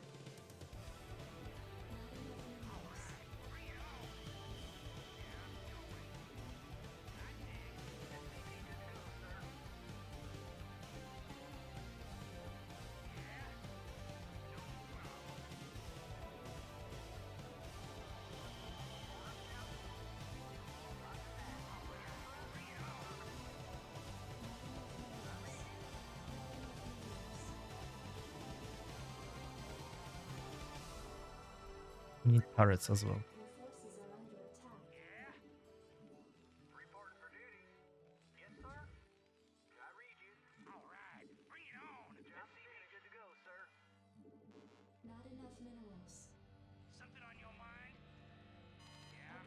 Okay, now let's go.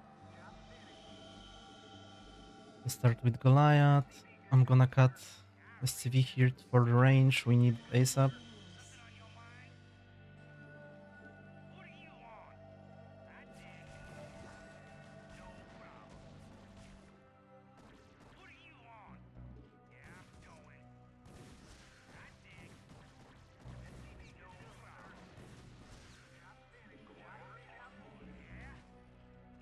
Where is the...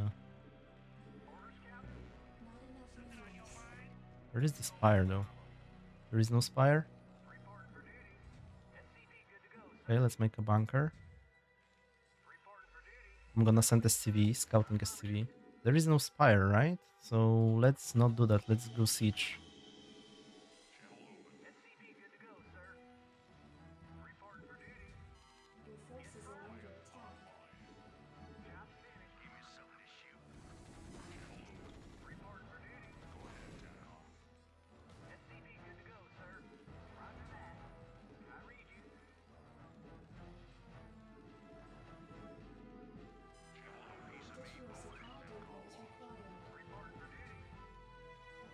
There might be lurkers.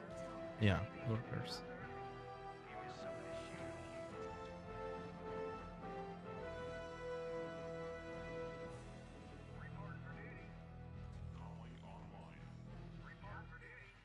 You need to first survive that.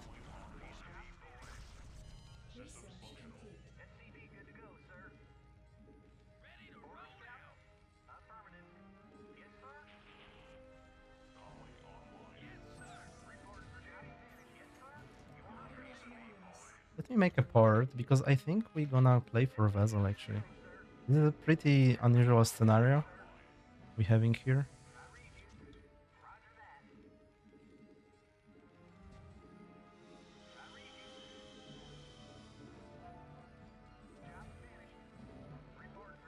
Making upgrade for the Marines. Actually, let's go scanners first.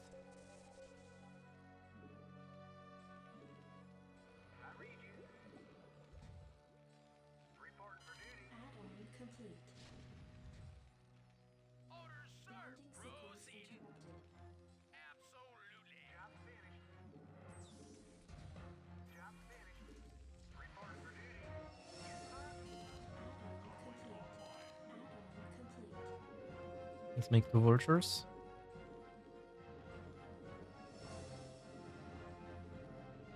One turret here. Just in case of muta switch, it's always nice to have turret, because then mutas cannot be moved on aim. Like when you put them on aim move, then they gonna attack the turret. I'm gonna try to go out from this just to scout them up.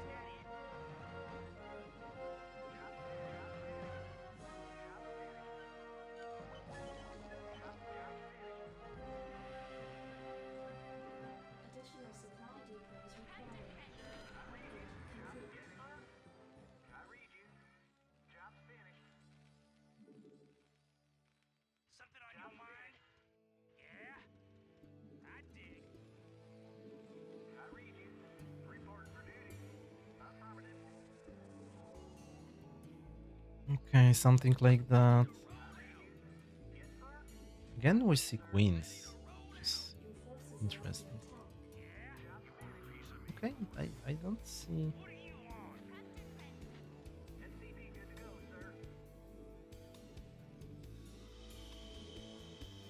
Let's make 2 more tanks.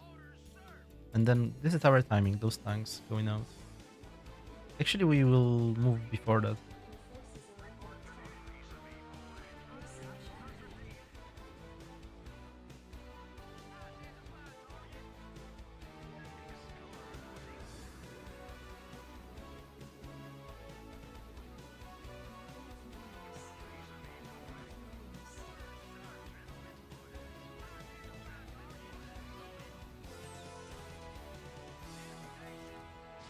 Kill the lurker which is away from you first. Okay, we're not gonna move without them, we're gonna move with them.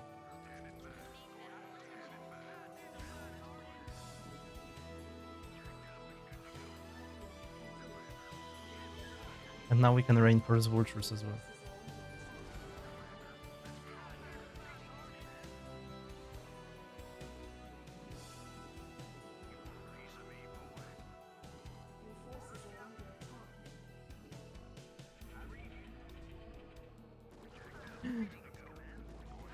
No, my vessel.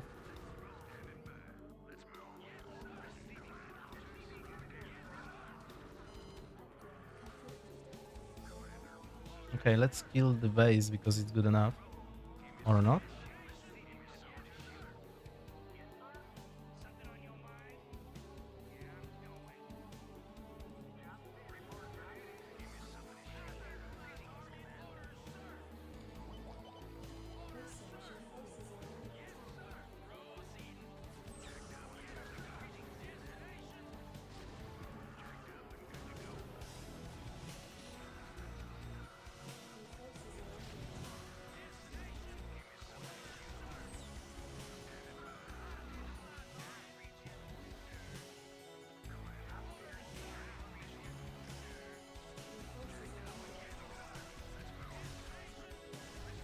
What's going on with those people? They are so tricky today.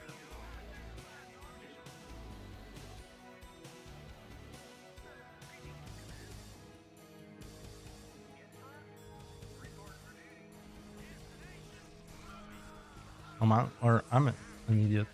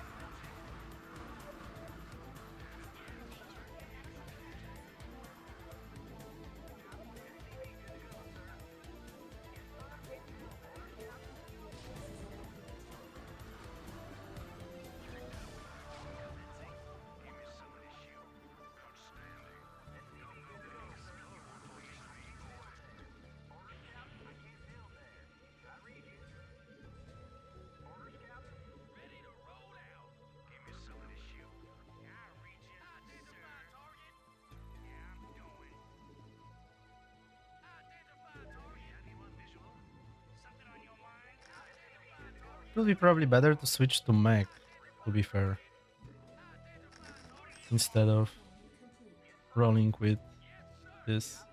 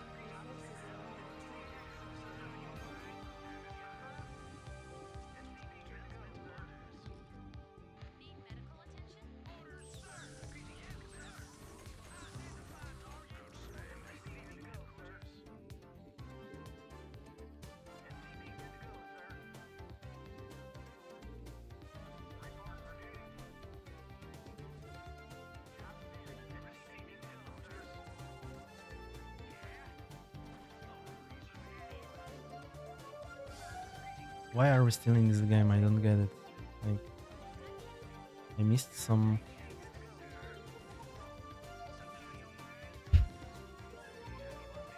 Man, this is wrong. I did the same thing that the other guy did. Actually, I didn't check one expo, right, in this game. Maybe he has it, and that it's not easy at all, then. If he has expo over here? Oh, okay.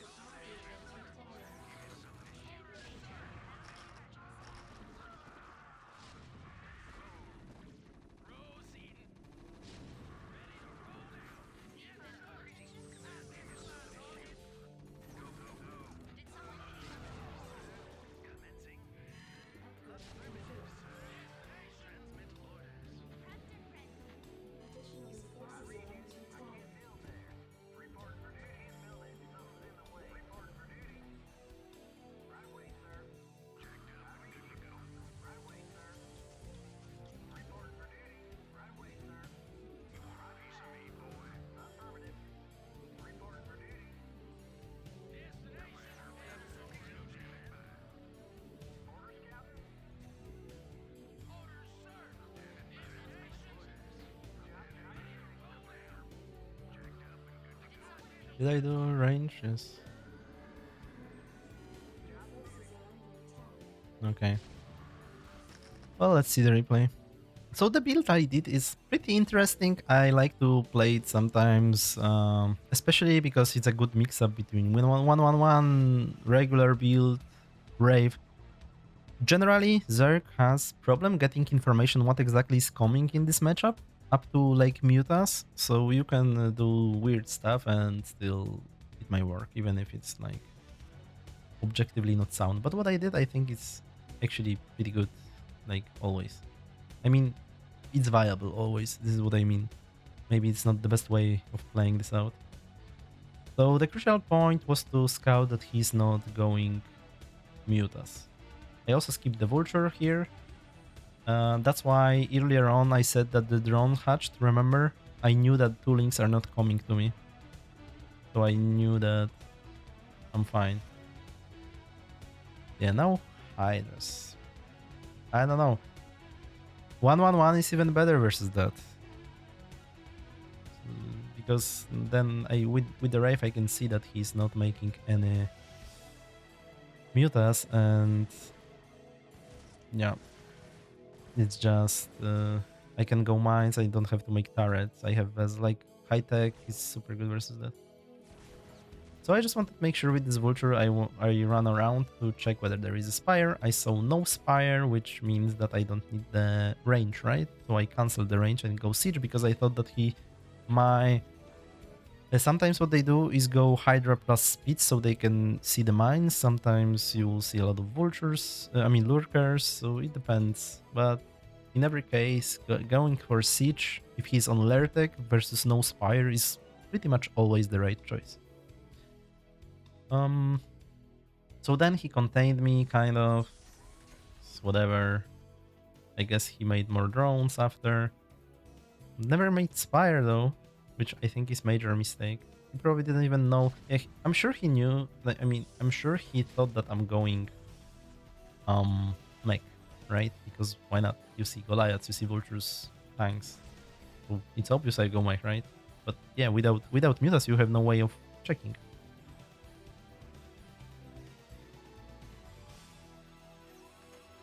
So pure Hydra is just not good. That's the point, right? So I went out on the map. Oh, I lost the tank. So this is how I lost the tank. Yeah, I thought that something is wrong. I didn't know what with the tank count.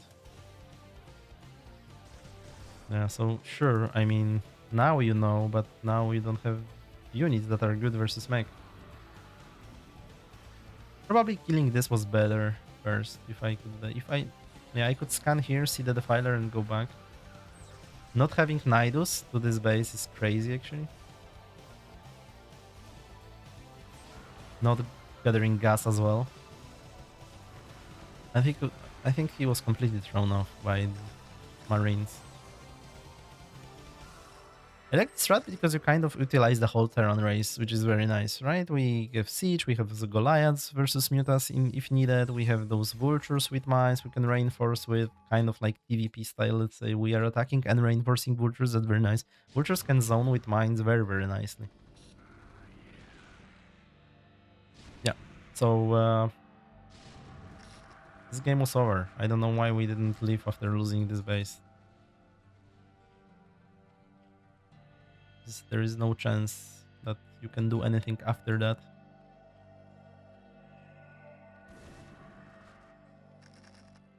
Very often when you have tanks and mines, it's very easy to get expansions. You can actually hold them very nicely. So look how even simple defense like that requires some major army to go through, right? And this is exactly what we want. We control this area a little bit, so he cannot expand here. We were unlucky with blocking this expansion. Yeah, this is cute little trick Zerg can do when they have irradiated Hydra. They can just morph it into Lurker. X don't take damage from the irradiate, so then you are ending up with healthy Lurker. Yeah, and this composition like that is just so hard for Zerg to deal with, right? You have a lot of tanks. Everything is covered in, like, this is perfect composition for Terran. The problem is obviously there is no perfect answer to Swarm, but as long as your tanks are sieged, even Swarm has troubles going through like 10, 12 tanks, right? Like, just going to the cloud is hard. Okay, yet again another Zerg. Easy fiesta today, I guess.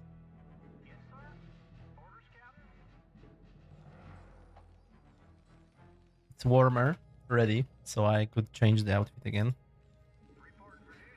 My humor is back because I won some games.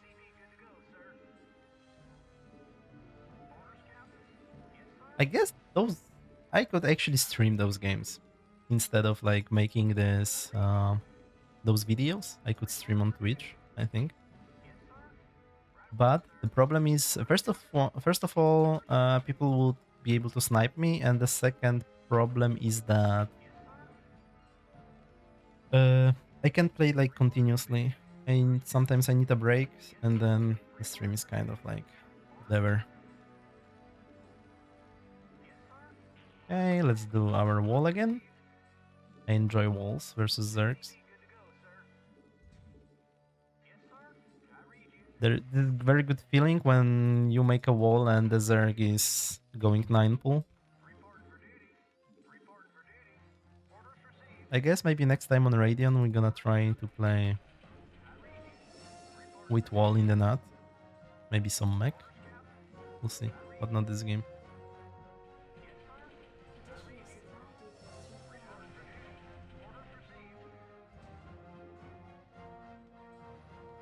If you wonder why I put deeper rank like that instead of like that, imagine if probes, drones or probes comes.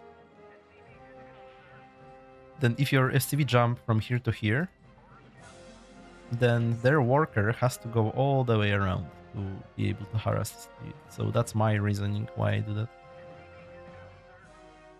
We could technically go 16 scouts, but I love how this STV suddenly changed its mind. Anyway, we could go 16 scout, but I don't know. I just feel like doing this game, so why not?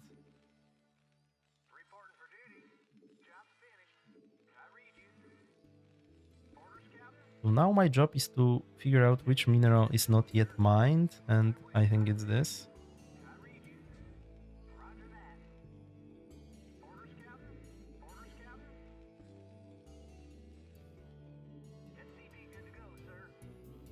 So as you can see, I was able again to cancel my marine. Okay, he just started to mine his gas, so actually we might get away with no marines this game.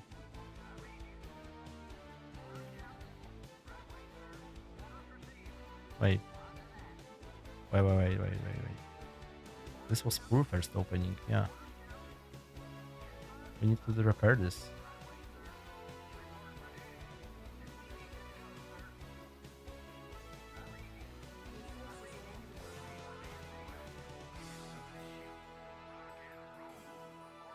I guess just 2 STVs is enough.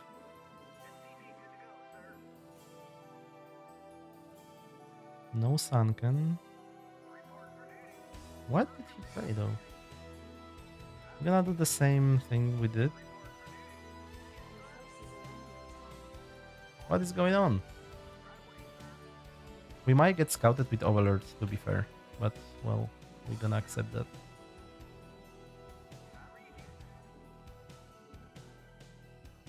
We're gonna do what we did in previous game because I don't know if this is the same guy. I don't think so, because I want to show this variation with Goliaths against mutas. So I hope I'm hoping he goes mutas.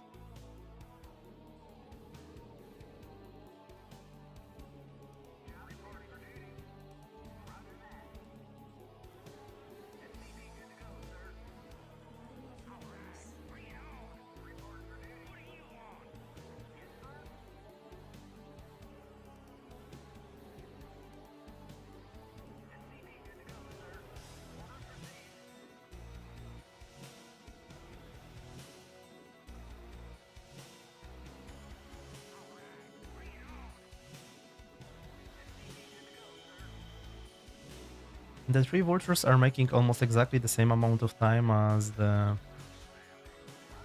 speed.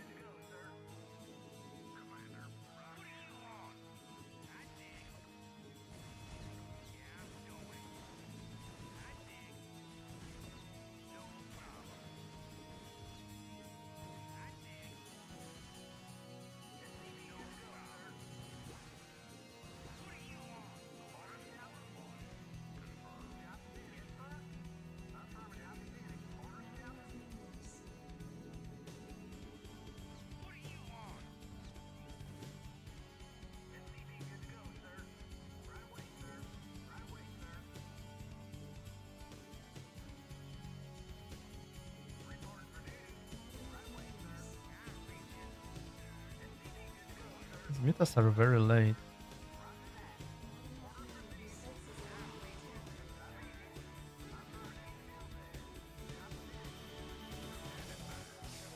And I want my bunker.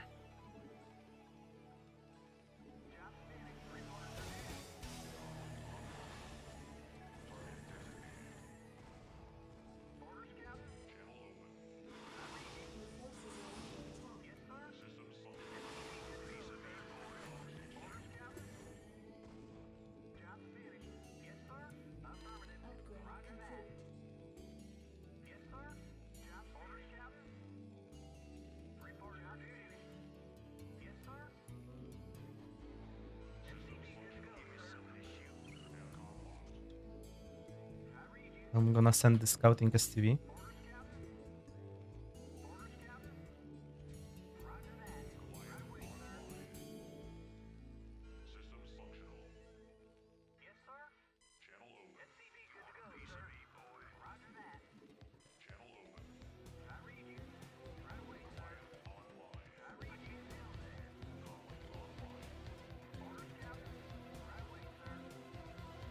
Didn't see anything really.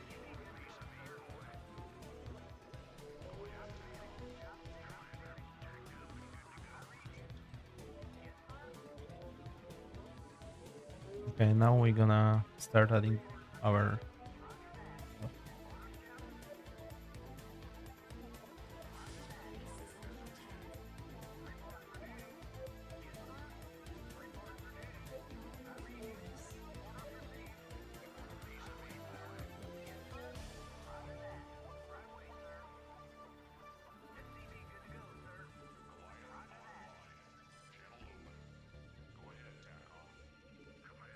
Okay, nice. We found his third base.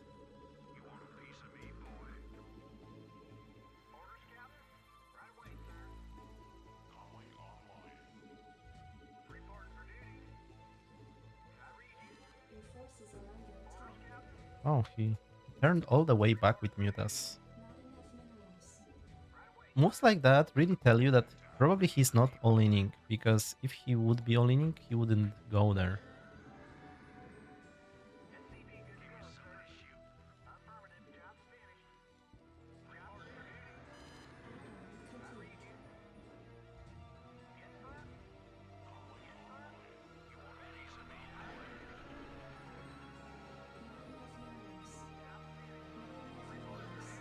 Okay, we need everything at once.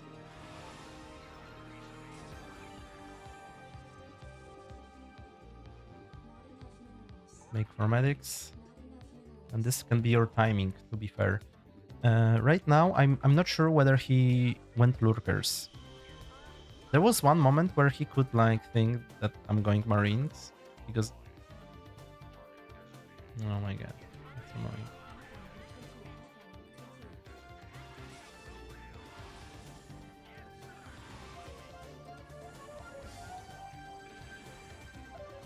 Okay, now he knows for sure. Oh my god, I didn't start Steam. I'm playing so badly for some reason, I don't know why. But that's very annoying.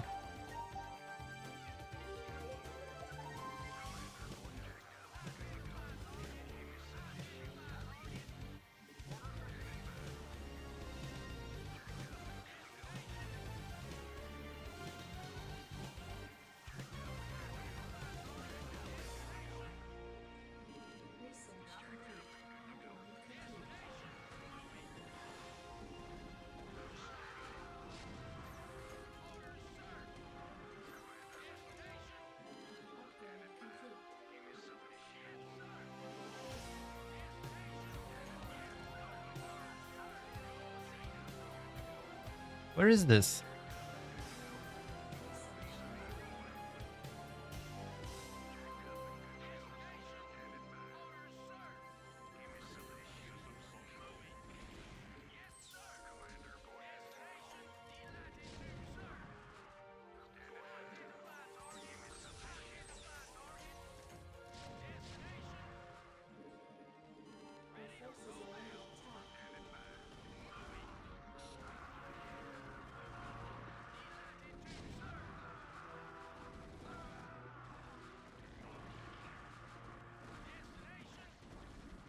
It's also good to target like those biggest clumps of...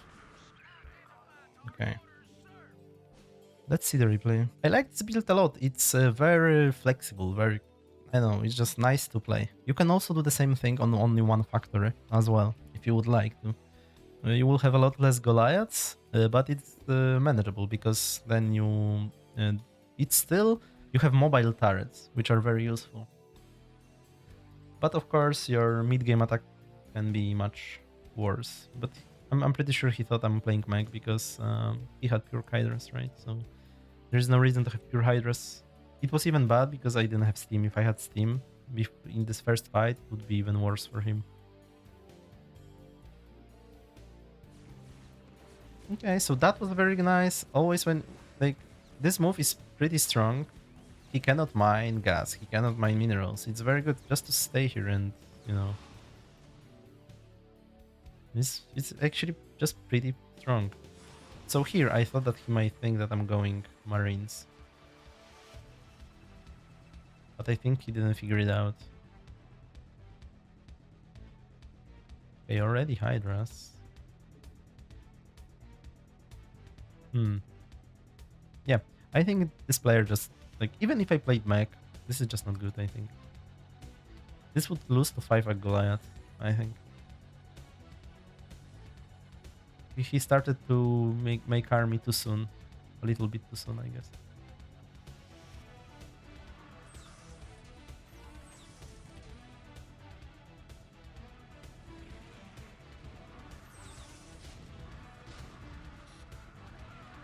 Yeah, and obviously we just won engagement at the end. I don't know what to tell about the engagement itself. I think it's pretty straightforward. You just siege when you need to, and...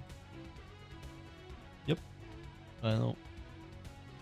What else? The important part is that you need to get vessel eventually because they're gonna have lurkers, right? So you can use scanners up to some point, of course, to fight with the lurkers. And actually, you need scanners to get to his natural because you need some targets for tank to attack. If you cannot get like through the map because you attacked too late or something, the problem is gonna be that they are gonna have swarm on time after that, right? So yeah, you just need to be quick with your attack and pretty sharp. Like, cutting SCVs is good if you want to accelerate timing, so at some point you should just do that, right? I have 33 SCVs. I don't think I make more. I could probably cut at like 38 or something, whatever. It's not that important when exactly do you cut, but yeah, the idea is something like that. I like this bit very much. You can try it yourself. It's actually pretty easy to play because when you have Goliaths, mutas cannot just pick your marines apart. It's completely different feeling when you march with Goliaths plus MNMs rather than MNMs only, because mutas can harass MNMs while they cannot harass Goliaths for free. So it's completely different feeling. Oh, this map. This map I couldn't ban. I have no idea about anything about it, so I don't even know how many expansions there are. Okay. This is my first game on it. I didn't even look it up. I know it has like those weird like low grounds, just like on knockout. These type of things, but I'm not sure. Okay, this game I'm gonna play 1-1-1. It's not gonna be the build I used, and I need to change the scene. Okay, it's much better.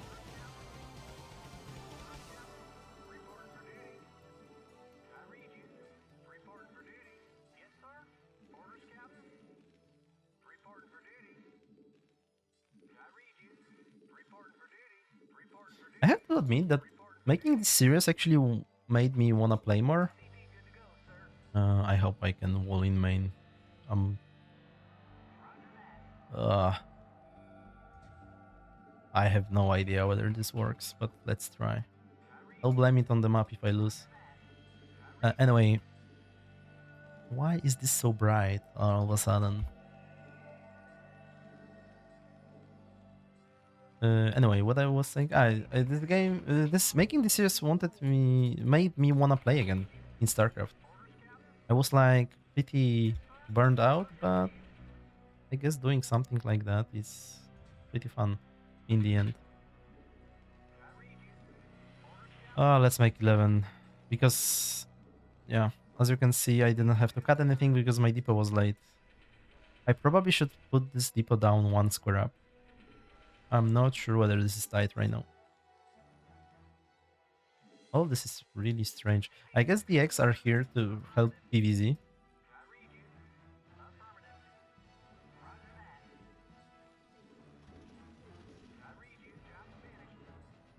So what they are trying to achieve in general with those X and Y ramps is, I think, this is for Terran, they want to make it easier to go back to base, and for Protoss, they want to make it easier to defend versus Link, so they don't want to permanently shrink the entrance for Terrans, because that would suck when you defend recall or anything like that.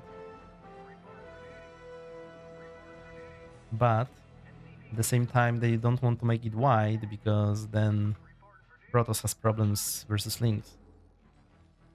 So I guess this is their idea. Let me make 1 Marine. Why not? 1 Marine you can always make. Of course, it's much better if you don't make it, but since we didn't scout, we don't know what our opponent is doing, let's make 1 Marine. You're technically not in threat at all, because even if 9 pool comes and you don't have Marines, you can just repair and wait for Marines, so... He's again doing this early links. I don't know what... Why is he playing like that? That's weird. Yeah, in this game we're gonna play differently though. Now I'm gonna go Vulture. Port.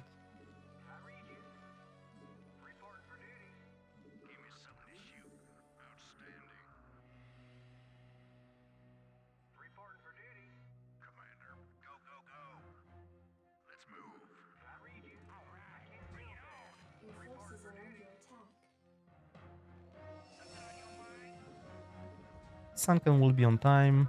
Of course, we have to cut a lot of STVs doing this strat. And now let's make STV. It didn't make. Look at that. Insane. What if I would forget about it? That would be... yeah, I don't know what I did exactly. I'll cancel it.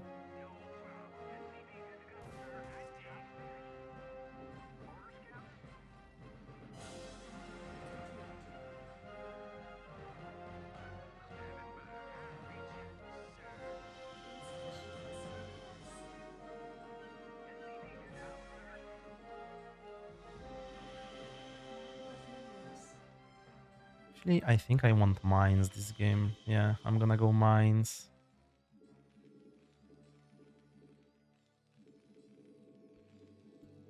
Wraith is about to be out. Now you make the... You can either make it when this is about to be done or 450. This is pretty much the same thing.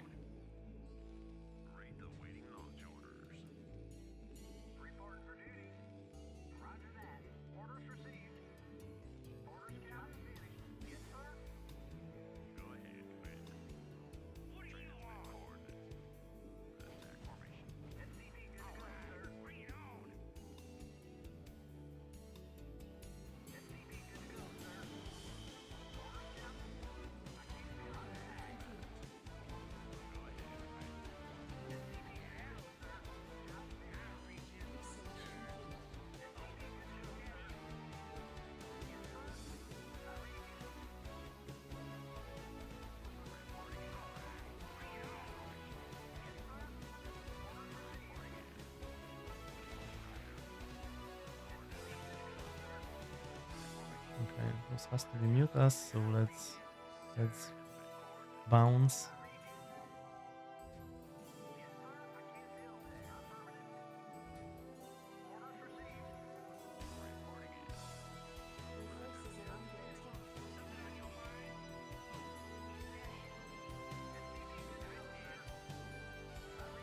My gas early.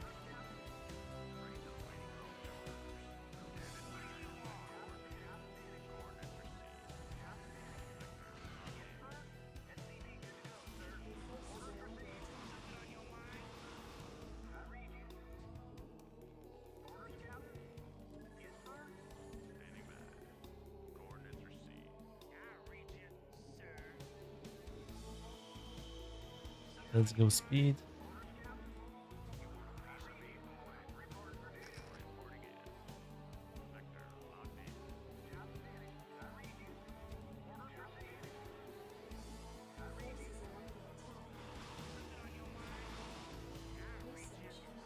There is expansion somewhere? I guess so, because otherwise he wouldn't come here, right?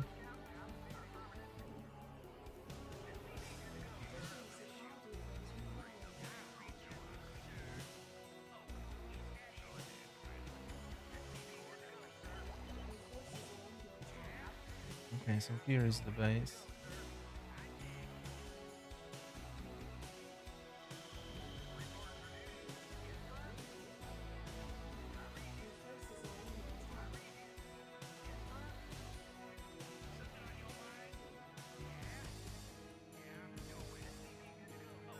Yeah, there are a lot of expansions. That's what I mean.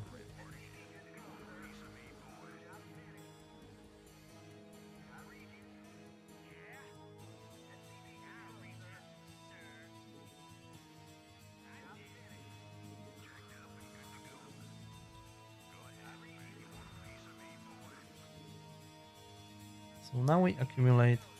Ooh, hatcheries.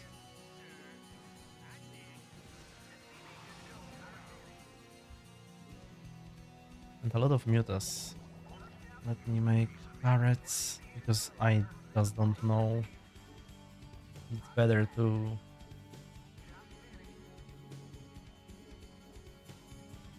have them.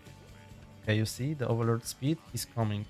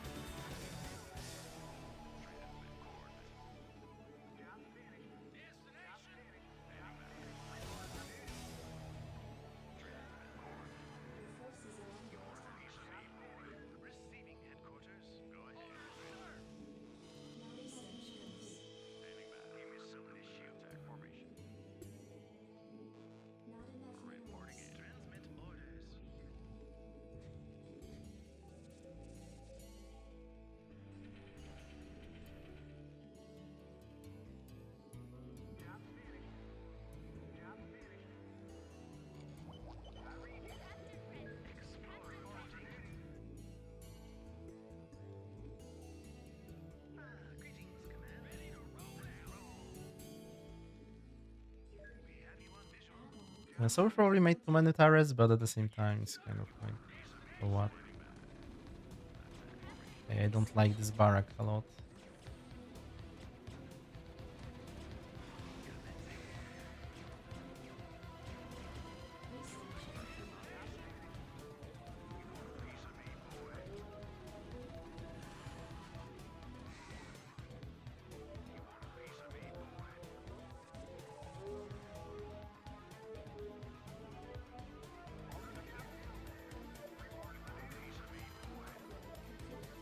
+2.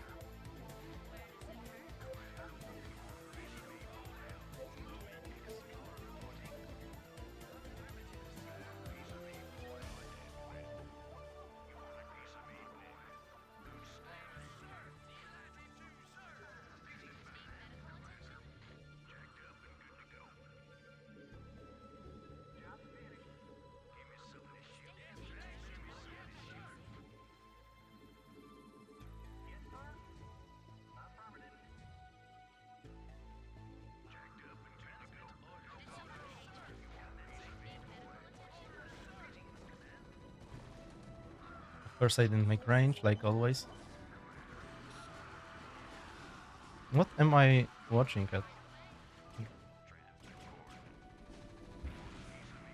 Okay, I don't know what happened. Let's see the replay quickly. Yeah, so our opponent is clearly confused by what's going on, I guess. I don't know why he...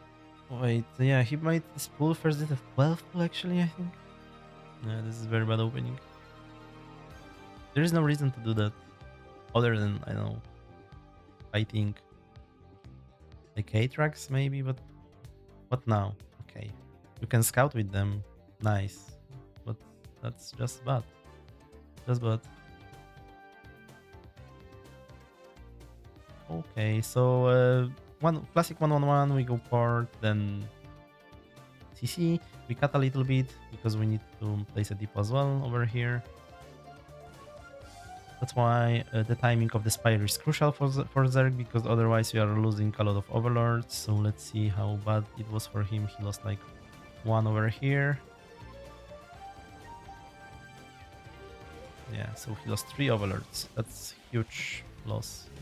Losing 2 is like usually acceptable, but 3 is...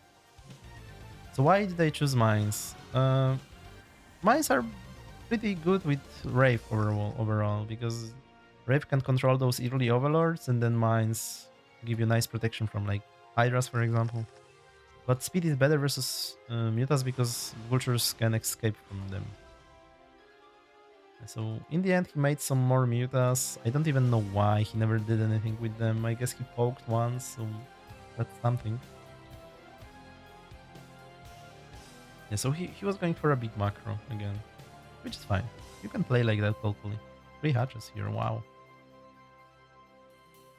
But we are about to go, which is the problem. Maybe not about, but I mean, yeah, when the medics are gone, you are good to go. So what? He never made lurkers, I guess? And this is very nice distraction with Wraiths. When you can actually... When you have Wraiths, you can do something like that, and that's very nice. That's very annoying for Zerg. He has to do something about it, right? But you are pushing from the front, so he has to pull or send some units there. Okay, one more thing. Let's check this map really quick together. Okay, so I guess this is your area. Okay, nice. They allowed us to build a turret, I guess. Huge. Turret here, turret here. Okay, so you cannot build on those middle squares, I guess. On the very middle, you can do that. Okay, so where is my third? So I either control this area and then I have this third, or I control like this area and this area I have this. I don't like it there, and this is only with 6 minerals. Yikes. I think that map is actually tough for Terran at first glance, but it's hard to know exactly.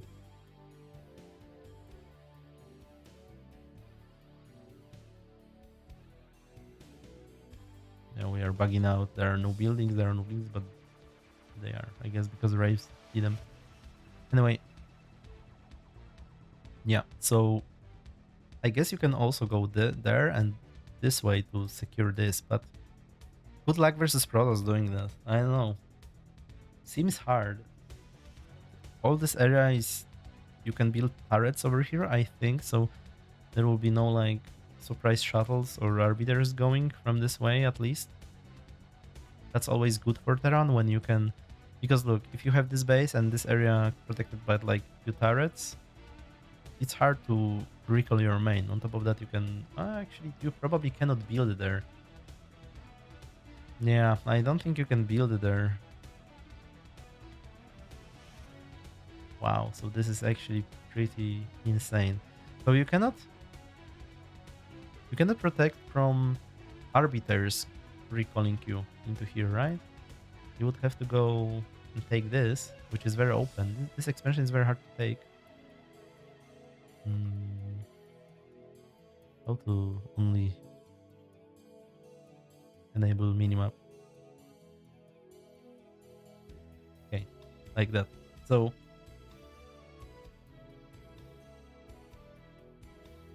yeah, because the biggest question is always where to get your third, right?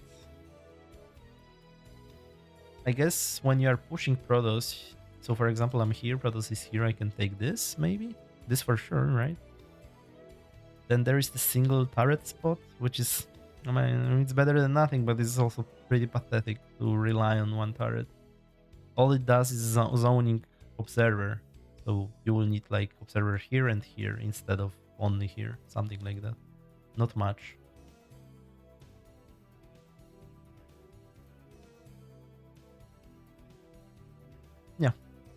Okay, I don't know. I will have to experiment some, but this is our first look. And yeah, that's it for now. Hey, again, the brightness is great. I started the game against Probert, by the way. Didn't hit record. I think he's 1900 something, so he's a B rank. I think actually I got to know him. Um, I mean, I got to meet him on the LAN. This is what I mean. Once, it was I don't remember if yeah, it was in Warsaw, in Warsaw LAN. I think he's from UK.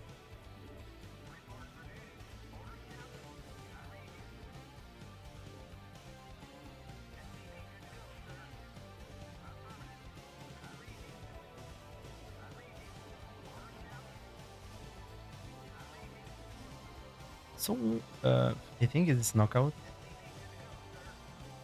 as always. I'm not sure.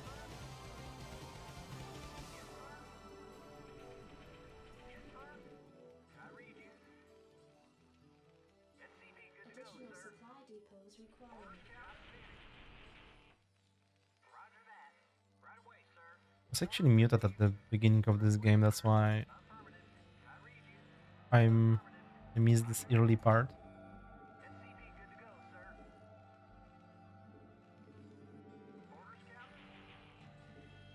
But it's good. I mean, doesn't matter that much. We are around 2100 right now with our MMR. Was actually grinding quite some for the last 2 days because of the ladder reset. It's like almost too much for me. Too much StarCraft.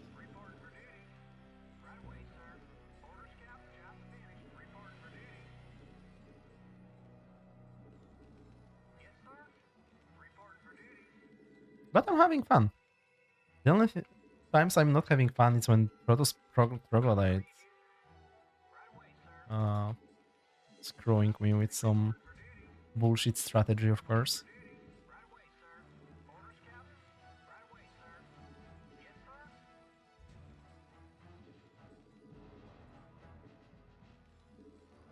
So I decided to cancel STV. I mean cancel. I did the normal factory timing here.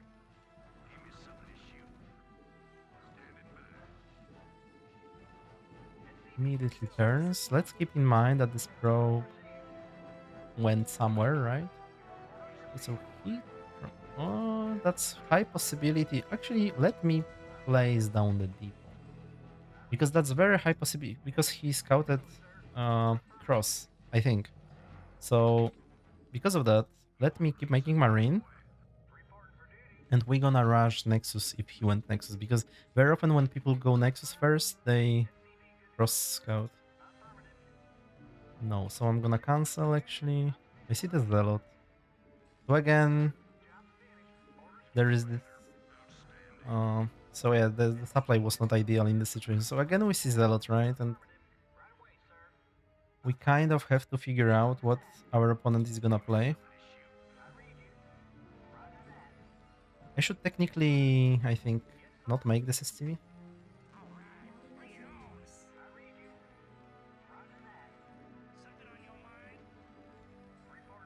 So I remember that this probe just went away, right? So I'm trying to scout a little bit nearby. Actually, that's a huge mistake to not start the bunker yet. Let's start mines immediately. I'm not gonna go for a tank because I saw this Zealot, right? Yeah, let's use this for... I'm gonna scout the map. I don't know, I feel like the probe could hide something. It didn't start supply. Oh my god, no. Excuse me.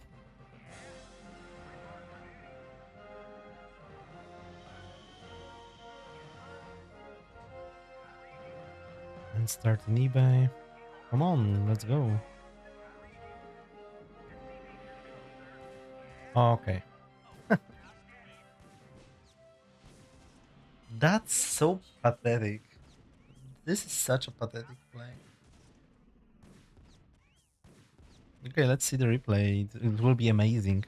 Of course, complete lack of respect for such player, for such play, but also for the player, I guess. Like in StarCraft category, no respect at all for something like that. Like, why are we even playing this game? Tell me. So I wonder whether this was the same. Okay, what is this? Oh my god, what is this?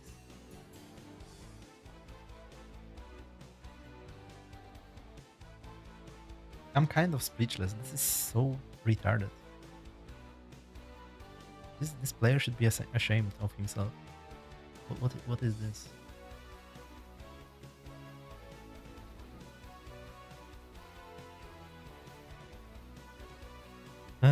So it wasn't even like it was just an intuition because I saw this probe like immediately turning, and then when I went with this STV right here, I never saw the probe coming back, so that's why I started to look for some proxies.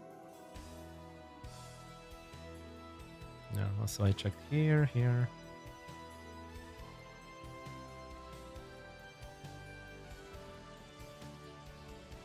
Man,